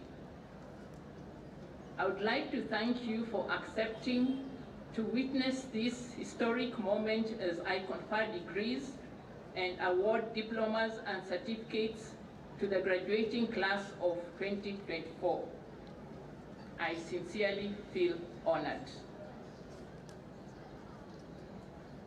Graduation ceremony is a tradition in academia and is a known human resource experience. Unlike in the ancient Greek civilization, where examinations were done in the open marketplace for the public to know the learner's mastery of content, in modern times like today, examinations are done in private and results are only summatively revealed during graduation ceremonies where your award is classified as first class, second class, or pass, and sometimes distinctions and credits. However, this is the day when we celebrate our final success. At this juncture, I would like to thank the university management, senate, and staff for nurturing the graduates we celebrate today. Secondly, I would like to thank parents who are present here today. I know a lot of you have sacrificed paying school fees and the upkeeps for our students until they walked this journey, and today we are celebrating our success. We appreciate you for sacrificing the support you've offered to the graduates by sustaining them in the university. I know it's not been easy for a lot of us. Next, I would also like to acknowledge our main clients, the graduates, for making CAFU our alumni matter. I'm acknowledging you graduates. Thank you so much. I'm happy to note that the university has articulated its vision, I think we had this earlier, towards the direction of becoming a world-class university. Whereas this is well stated, I look forward to mobilizing stakeholders towards forming partnerships and collaborations to steer Kaimosi Friends University towards a world-class university. So some of us seated here as potential partners and our good stakeholders, I would really invite you to come on board. I urge all members of the university community, their friends and relatives to support this noble cause. Allow me to take this opportunity to wish you all a Merry Christmas and a happy and prosperous New Year, which is 2025. Thank you.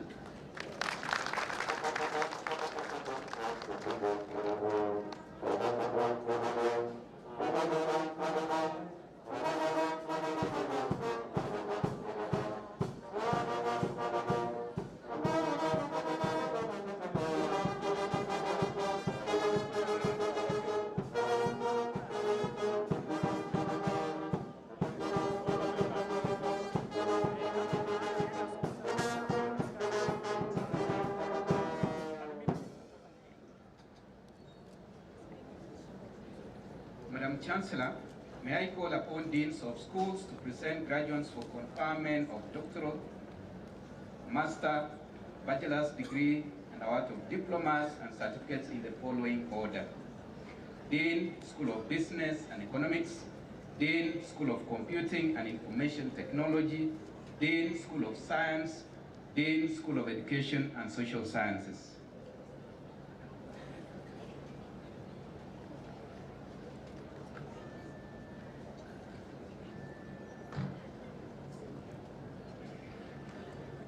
Madam Chancellor, the following one candidate satisfied the Board of Examiners of the School of Business and Economics and Senate for the conferment of the following: Doctor of Philosophy degree of Kaimosi Friends University, Doctor of Philosophy in Business Administration, Accounting option, Lidovolo Patrick Malongo.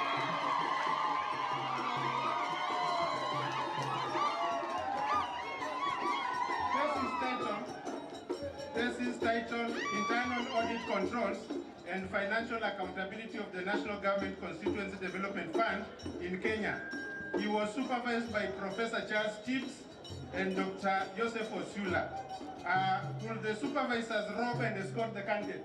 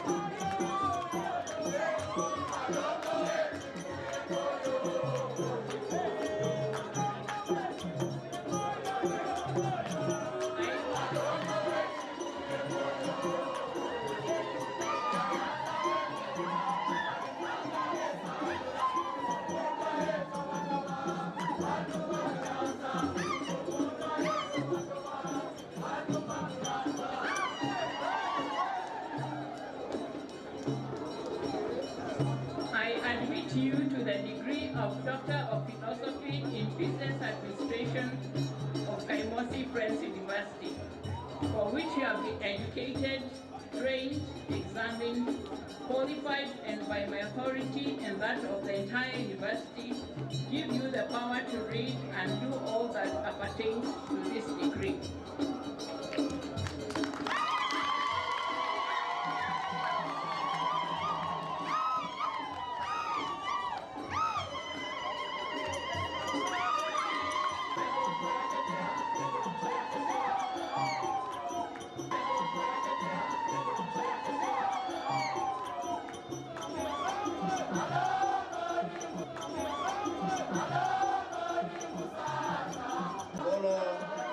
Patrick Malongo,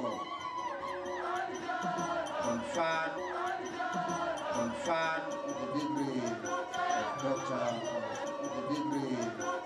Doctor of Philosophy. Taking a photograph with the Chancellor. Thank you very much, the cheering squad. Thank you, Eshukuti. We have just started, kindly. Let us allow time for the conferment of degrees and award of diplomas and certificates to continue. Thank you.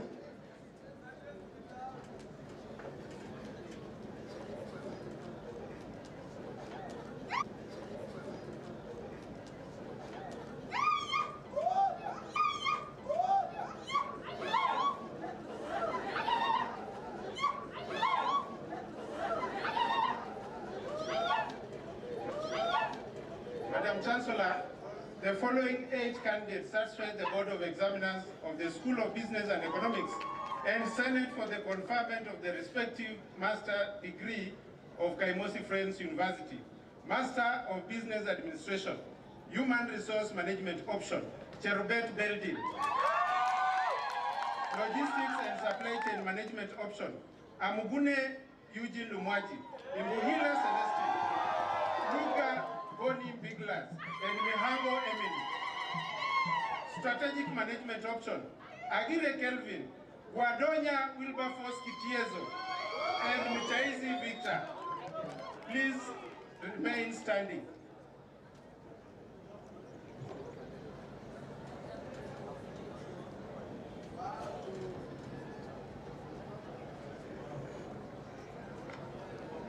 Madam Chancellor, the following 4 candidates satisfy the Board of Examiners of the School of Computing and Information Technology and the Senate for the conferment of the respective master degree of Kaimosi Friends University.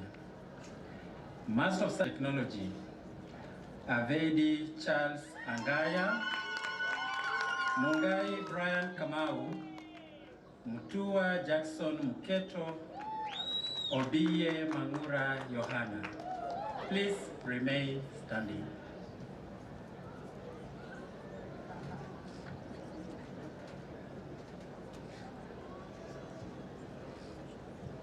Madam Chancellor, the following 4 candidates satisfied the Board of Examiners for the School of Science and the Senate for the conferment of the respective master's degrees of Kaimosi Friends University. Master of Science in Applied Mathematics, Osamal Ferdinand Okware. Master of Science in Microbiology, Ilote Bruno Isiaho, Munani Vivian Mvuli. Master of Science in Physics, Madala Yusuf Kaunda. Please remain standing.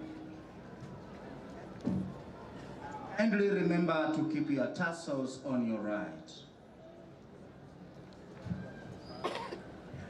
Madam Chancellor, the following 5 candidates satisfied the Board of Examiners of the School of Education and Social Sciences and the Senate for the conferment of the respective master degrees of Kaimosi Friends University. Master of Arts in Comparative Literature, Mboya Jacinta Were. Master of Education in English Language Education, Asanya Mohatia Beatrice. Master of Arts in Kiswahili, Imbuga Amola Cynthia, Wanda Wendy Kristen. Master of Arts in Geography, Masai Amusala Timothy. Please remain standing.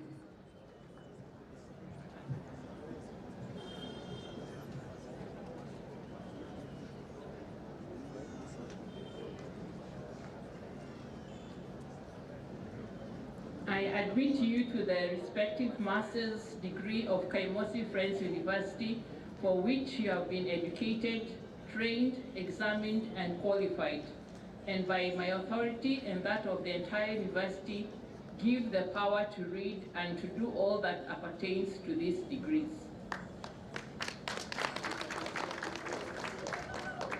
Congratulations. Now you can turn your tassels to the left. Brass band, let's have fanfare, please. Brass band.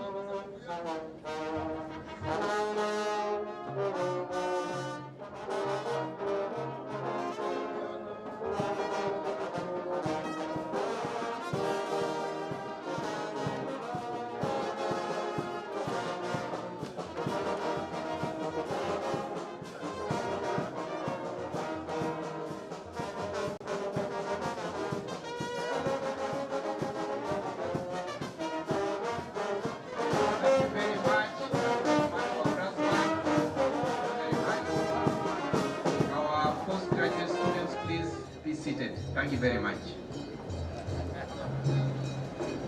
Madam Chancellor, the following 67 candidates satisfy the Board of Examiners of the School of Business and Economics and Senate for the conferment of the respective bachelor's degrees of Kaimosi Friends University.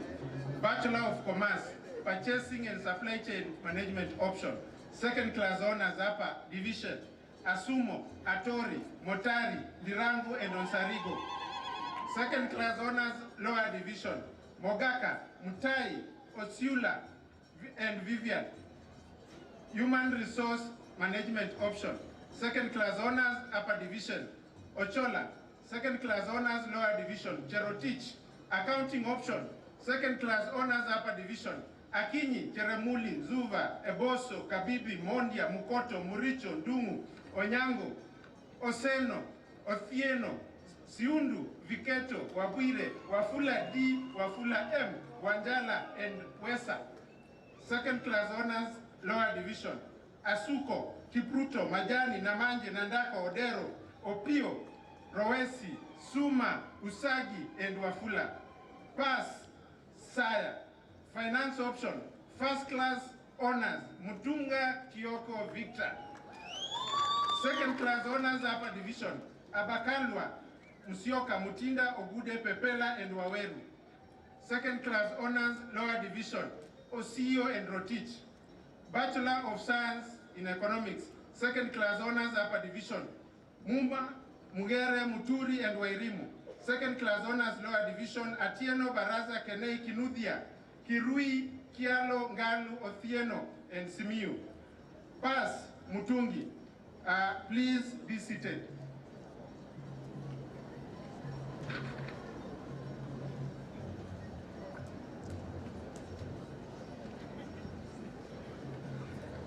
Madam Chancellor, the following 22 candidates certify the Board of Examiners of the School of Computing and Information Technology and the Senate for the conferment of the respective bachelor's degree of Kaimosi Friends University.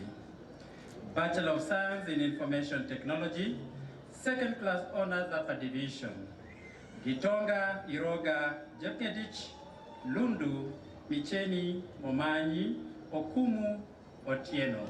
Honors lower division, Kisinga, Komboka, Maina, Mayoyo, Mbuya, Momanyi, Mrema, Mwema, Mugonu, Muyera, Nyangaka, Odendo, Rotich, Sadat. Please be seated.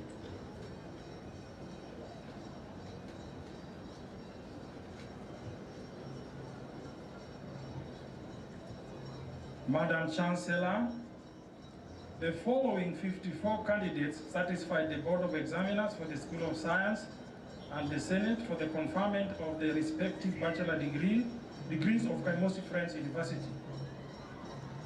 Bachelor of Science, Agricultural Economics and Resource Management, second class honors upper division, Chepngeno, Loriposia, Mutinda, Sage. Second class honors lower division, Kosgei, Murivi. Bachelor of Science, Applied Statistics with IT, first class honors, Wamani Oliver Simiyu.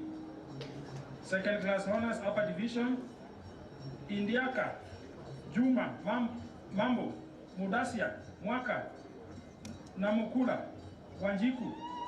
Second class honors lower division, Aliviza, Bindi, Kasembeli, Nyawera, Ogutu, Okindo, Simiyu, Pass, Cheruyot, Orioki.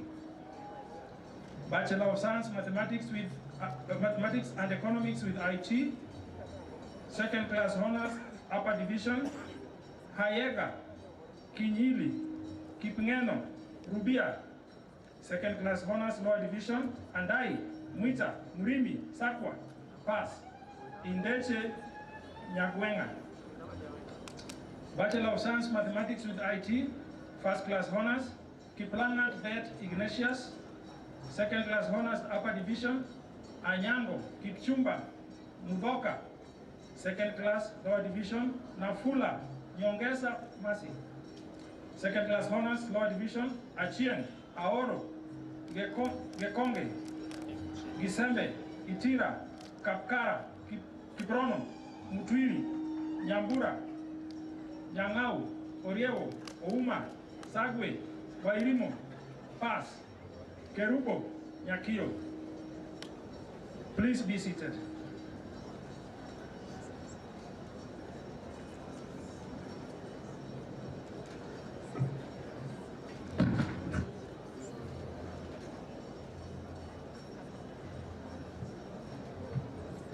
Madam Chancellor, the following 711 candidates satisfied the Board of Examiners of the School of Education and Social Sciences and the Senate for the conferment of the respective bachelor degrees of Kaimosi Friends University.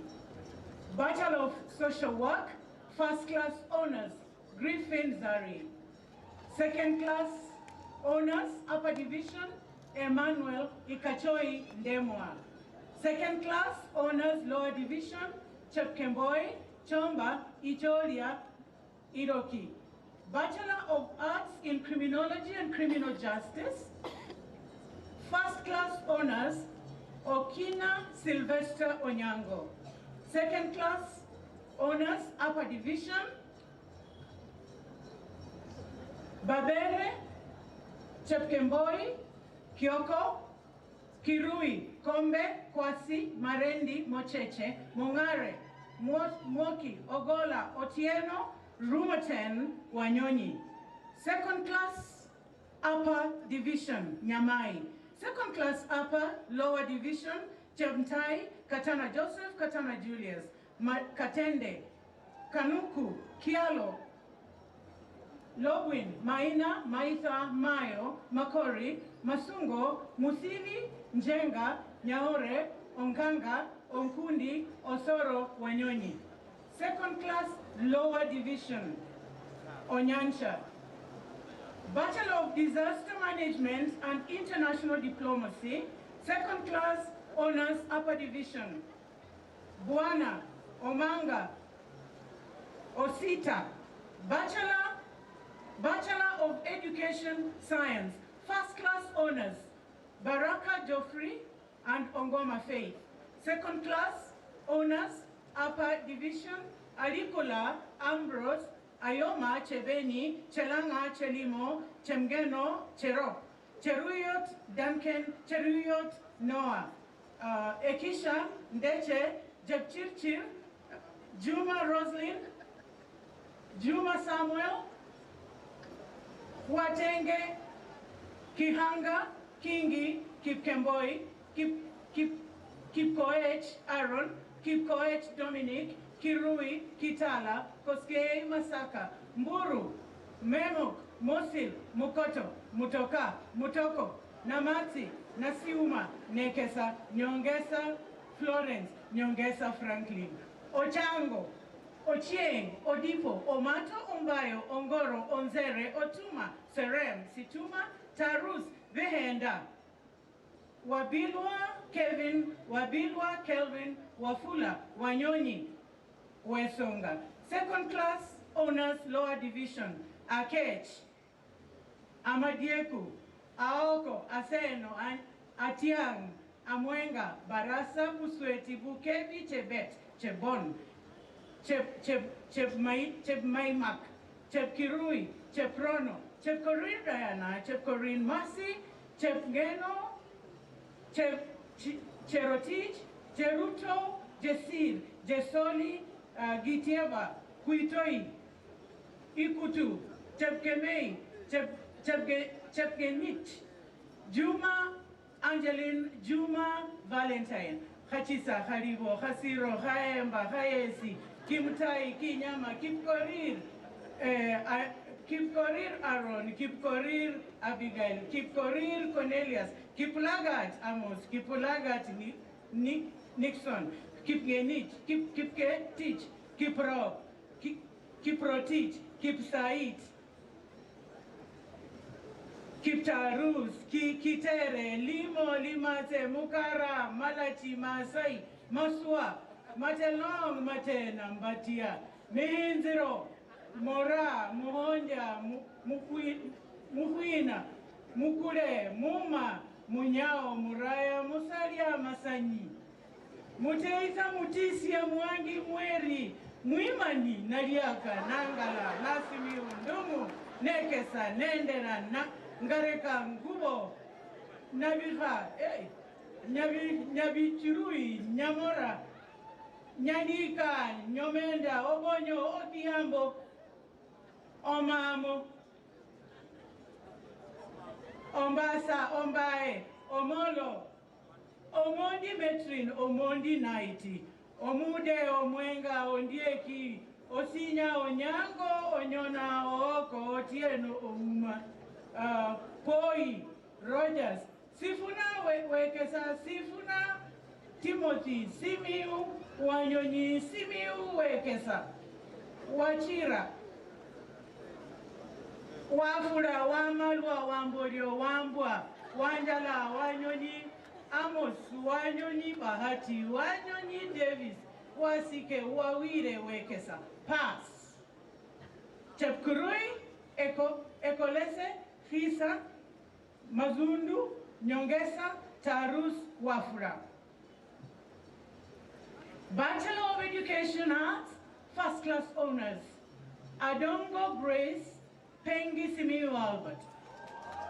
Second class honors, upper division, Abere, Achieng Karen, Achieng Lydia, Ademba, Adeya, Adiambo, Juma, Ajuang, Akinyi, Akuvania, Alex, Aliuva, Ambia, Moita Mondi, Amonga, Andanje, Andae, Adio, Anyango, Apindi, Arangi, Ateko, Atieno, Avutika, Awiti, Barasa, Barino, Belteshazzar,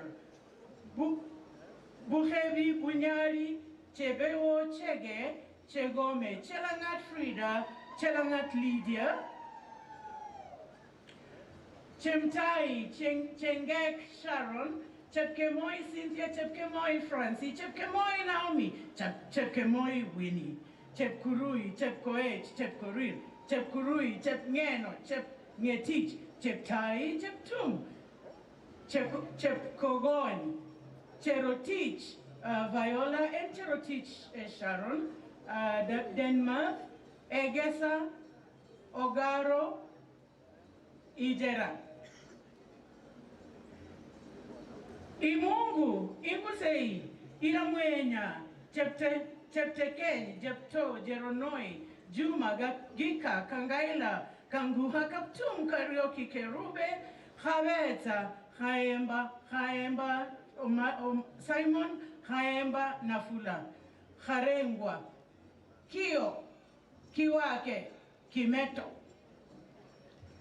Kimtai, Kipchirchir, Kipchumba, Kipkorir, Kiplangat, Kiprono, Kipruto, Kipkong, Kirua, Kisang, Kitum, Kosgei, Kirumba, Kwara, Imungu, Loing, Loika, Lusueti, Macharia, Maina, Maimbo, Makoha, Mandira, Marita, Masibo, Masikwa, Masaka Maside, Matiama Tongo, Mayari Mayekumbito Mburu, Menayo, Mboka, Nokwamora, Mujiti, Mukara, Muhisa, Muhunji. Munialo, Munyao, Murengu, Muriti, Murogo, Murunga, Muse, Mutuku, Mwaliko, Mwanzunzu, Nabiba, Asha, Nabiba, Vaiona, Nyabuera, Nyabei, Namurembe, Nambaka, Namulunga, Nangayo, Mangoli, Nasibwa, Nasimiu, Ndolo, Nekesa, Nuwin, Ngoli, Ngongo, Njuguna, Nyaboke, Nyandwaro, Nyangau, Nyakiki, Nyakiki, Eric, Nyasimi, Joseph, Nyayema, Nyongesa, Nzioka, Ochieng, Brivian, Ochieng, Lydia, Odiambo, Odira, Odongo, Kevin, Odongo, Naomi Oduori. Ogambo Ogueyo Ohuru Okemwa Okumu Pathy Okumu William Olang Oluoch Omanga Omondi Omumbo Omwata Ongare Onguti Ongwenyi Onyango Onyoni Oresi Otieno Akoth Otieno Briston Otieno Stephen Otieno Victor Otula Ouko Papa Ruatarich Salum Shikuku Shitawa Shunda Simiu Sarah Simiu Sharon and Simiu Wafula Tela Tenye Tati Tekoi Wafula David Wafula Dennis Wafula Simiu Waluhulu Kevin Wahungu Joshua Wamacho, Wamalwa, Wambua, Wambui, Wamagara, Wanjala Collins, Wanjala Lydia, Wanjala Nixon, Wanjoy, Wanyun, Wasad, Washika, Watevia, Wawire, Wekesa Ian, Wekesa Kevin, Wesonga. Yeah. Second class, lower division. Mwiti. Second class, honors, lower division. Abwao, Akot, Alufayo, Amara, Amemba, Amimo, Amukoa, Amwana, Andati, Angolo, Anjimbi, Anyamba, Asieke, Atieno, Emily, Atieno, Stacy, Awinja, Owor, Ayeta, Ayoti,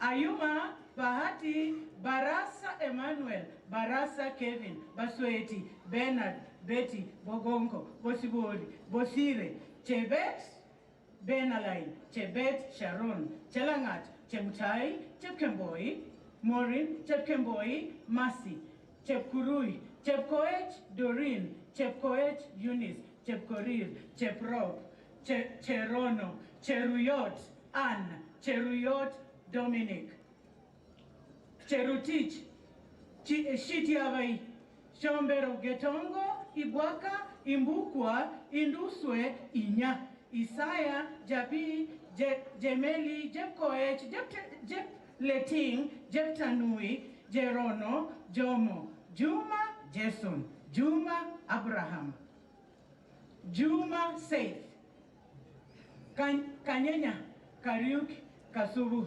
Kasioki, Kotiech, Kavita, Kemboi, Kerama, Kereka, Kerubo, Hariviti, Khatiakala, Kisa, Kibet, Adson, Kibet, Amos, Kibet, Faith, Kibet, Michael, Kimayo, Kimani, Kimaru, Kemeli, Kimutai, Kinjo, Kipchirchir, Kirui, Kipkoech, Kirui, Kiplagat, Kiplangat, Kipngeno, Kiprono, Eddie, Kiprono, Kelvis, Kiprono, Victor, Kiprotich, Kipruto, Kipsang, Kiptal, Kipiego, Kisaka, Kisurula, Kitum,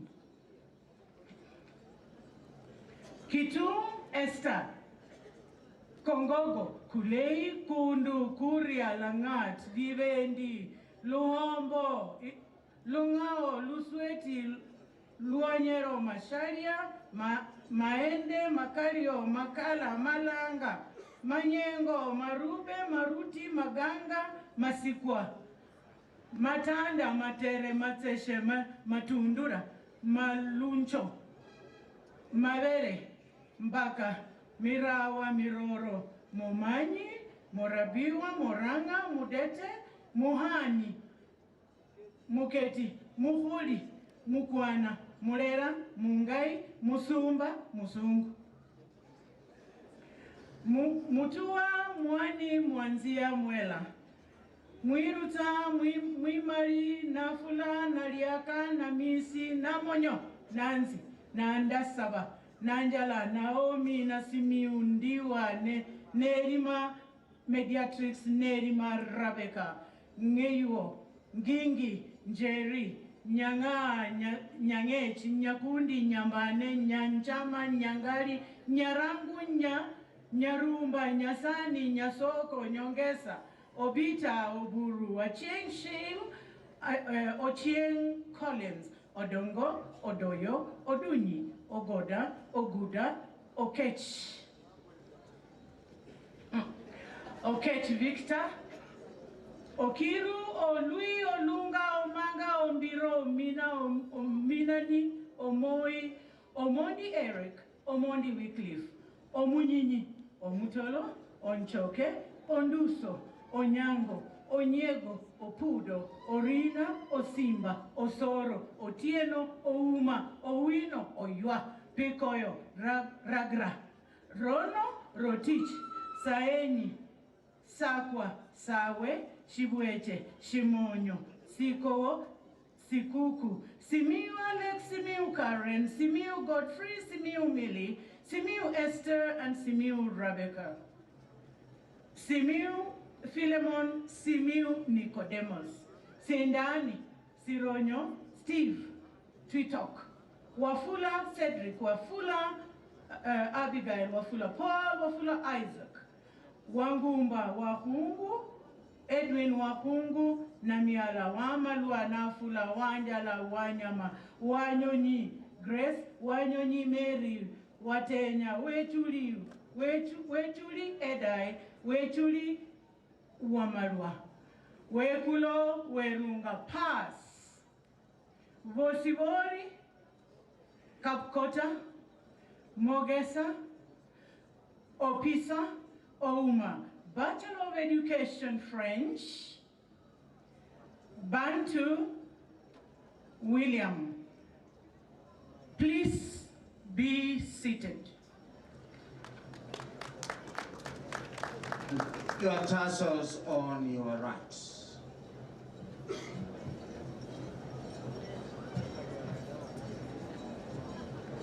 May all the recipients of bachelor degrees stand for the conferment of the respective degrees.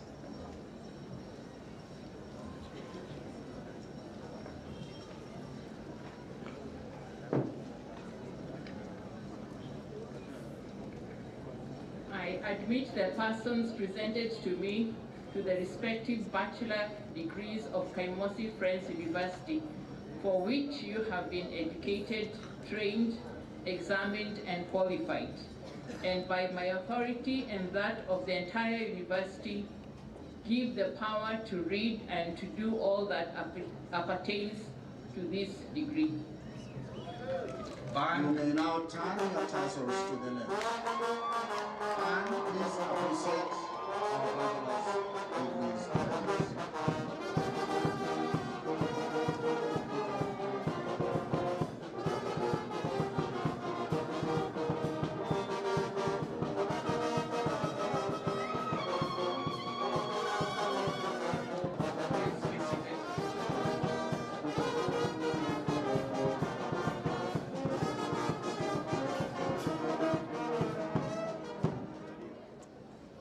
Madam Chancellor, the following one candidate satisfied the Board of Examiners of the School of Business and Economics and Senate for the respective diploma of Kaimosi Friends University.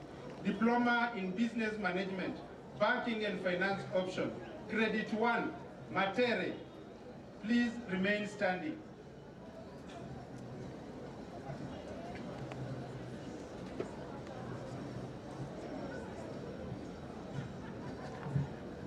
Madam Chancellor, the following 16 candidates satisfied the Board of Examiners of the School of Education and Social Sciences and the Senate for the award of respective diploma of Kaimosi Friends University. Credit 1, Angelo Auka Ayeko Makoha Nagoya. Credit 2, Aida Buanya Chivore Kaminiu Iluvega Muchisu Mwalo Nyagoha Tabel Mwambo Wario. Please be seated.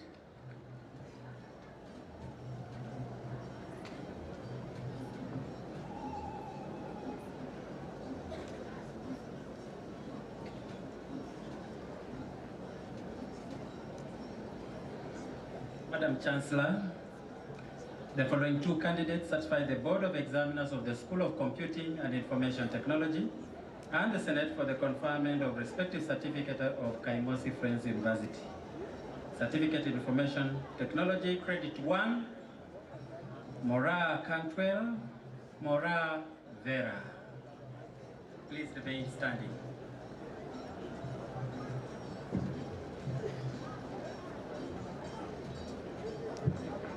Madam Chancellor, the following one candidate certified the Board of Examiners of the School of Education and Social Sciences and the Senate for the award of the respective certificate of Kaimosi Friends University, Odhiambo. Please be seated.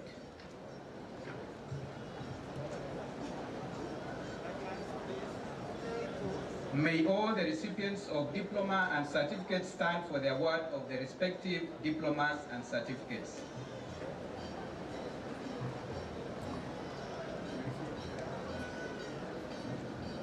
I award you the respective diplomas and certificates of Kaimosi Friends University, for which you have been educated, trained, examined, and qualified. Band graduates, please. Graduates, please be seated. We are about to finish this. Please be seated.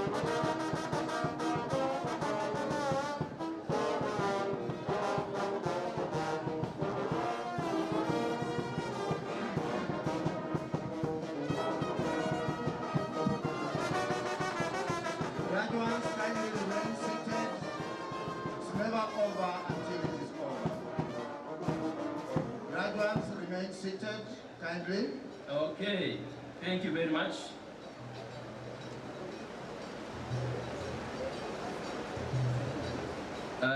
As the Vice Chancellor, Kaimosi Friends University, it is now my pleasure and honor to release you back to the society. I urge you to be our good ambassador. May all the graduates kindly stand.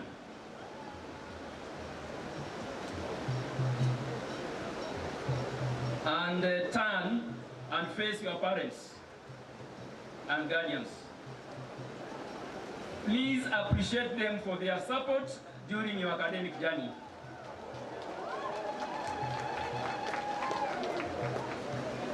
Thank you very much.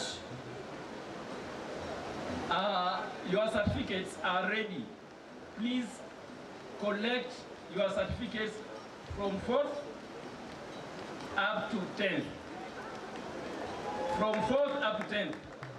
Beyond 10th, we are going to charge you. So make sure that you check the website. We have the order from 4th to 10th. Have your seat.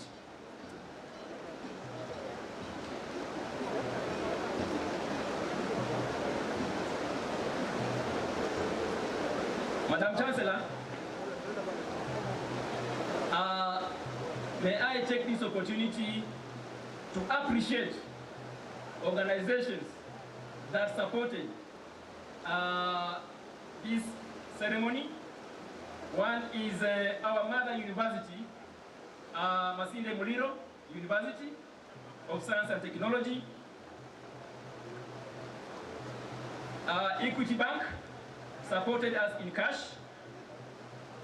Lumino Hostel supported us in cash, St. Catherine's Hostel supported us in cash, Shama Physiotherapy supported us in cash, Bungoma Children's Home also supported us in cash, Kakamega Eye and Optical Center Limited in cash, KCB supported us in cash. And thank you very much, we appreciate for your kind support.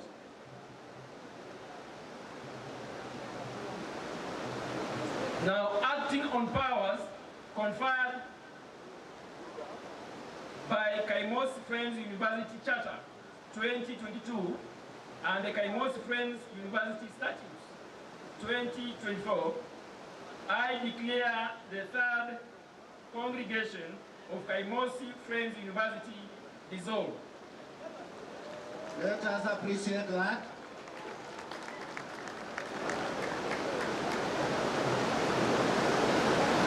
Our band, you are to give us who is your guy.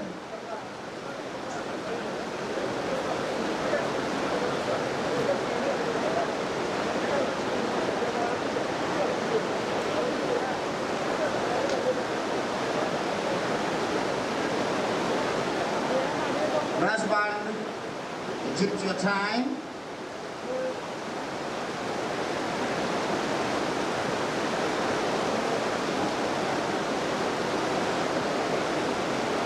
Brass band.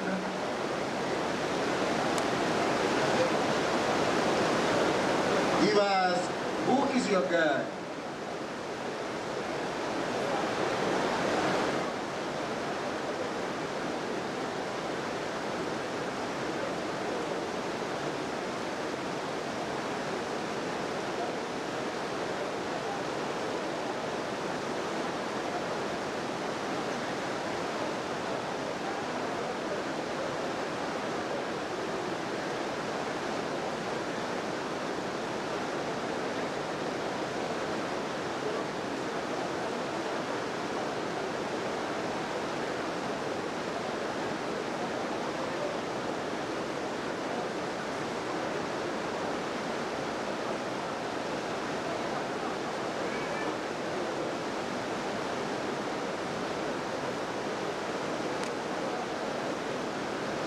Brass band, take it on.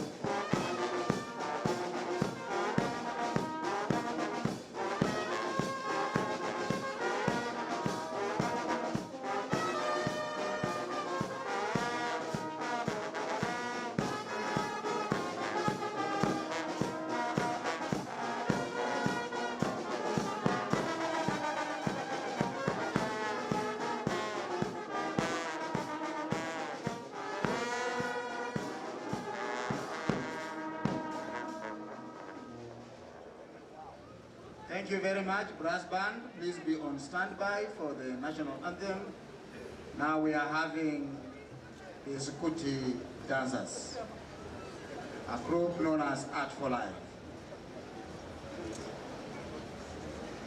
Please take it on.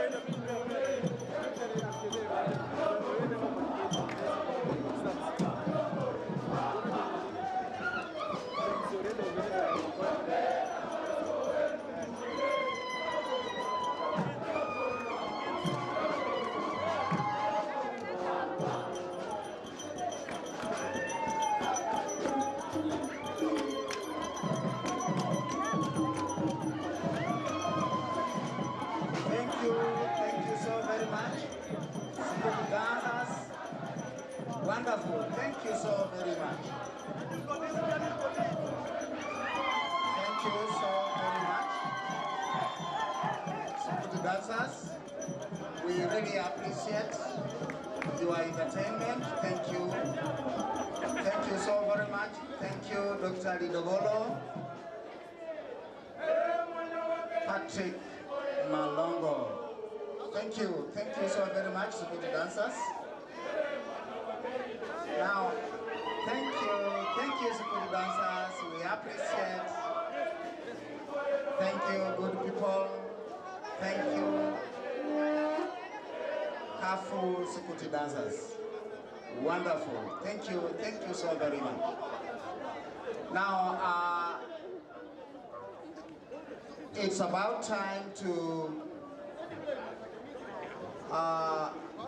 get back to our Chancellor's procession. And remember, our Chancellor's procession will get back in a reverse order, except the mace bearer. The mace bearer will still be ahead, followed by the Chancellor, Vice Chancellor, Chairperson of Council, as we continue like that. So after the national anthem, that will be the order of the Chancellor's procession.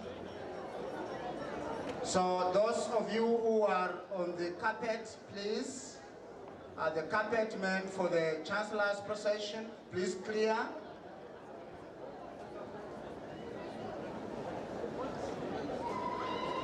All right, now we may all be upstanding for the national anthem.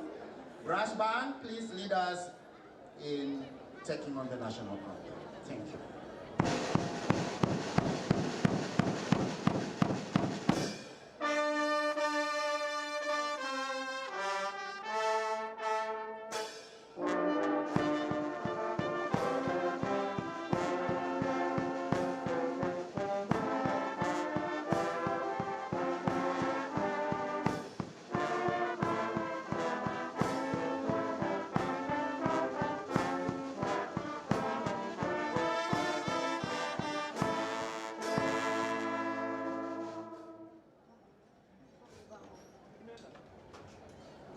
Thank you very much. We are now free to leave. Thank you so very much, each one of us, for having made this possible. The rains are a sign of blessings. And we pray that our 2024 graduating class is blessed abundantly. Thank you, each one of us, for your participation. Please feel appreciated individually and collectively. It is you who made it happen. It is you who made it happen. Please feel appreciated. Our graduates, their parents, their guardians, their sponsors, you made it happen. We appreciate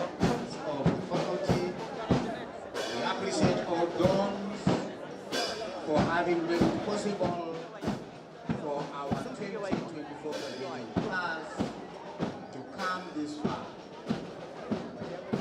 As I said, individually and collectively, please feel appreciated. A job well done. A job well done. Our entertaining groups, our brass band, our Scooty dancers, our poem group, we really appreciate you. Thank you very much. Thank you for having spared this time for us and having participated in the manner you did. That was very good. Thank you, graduates. We wish you well. We wish you every bit of blessing as you go out there. We were advised by our chief guest that please keep your head straight. Don't be consumed by drugs. Don't be consumed by irregular behavior. We wish to meet you in the next junction as a person who has impacted positively on the society. Thank you, Dons. Thank you for a job well done. Graduates, we pray that you succeed outside there. And those of you who still have an appetite for higher education, there is room in Kaimosi Friends University. Please come back for your master's degree. And those of you who have graduated with the master's, you are welcome back to take your PhD. Come back for your doctorate. We shall be happy to journey with you. Our undergraduate students, undergraduate, graduates, please come back for your master's degrees. There is room, there is every opportunity in our 5 schools. Come back and let us also grow our School of Graduate Studies, our Directorate of Graduate Studies. Please come back for your master's degree. Thank you, each and everyone. Those of us who made us comfortable, those who provided the seating arrangement, we really appreciate you. Those of you who mounted the public address system, wow, a job well done. We really appreciate every bit of it. The seating arrangement was wow. Thank you for a job well done. We appreciated each one of you for the role you have played in our 3rd graduation ceremony, a graduation ceremony that was held today, the 29th day of November, year of the Lord, 2024. Feel appreciated individually and collectively. Thank you so very much.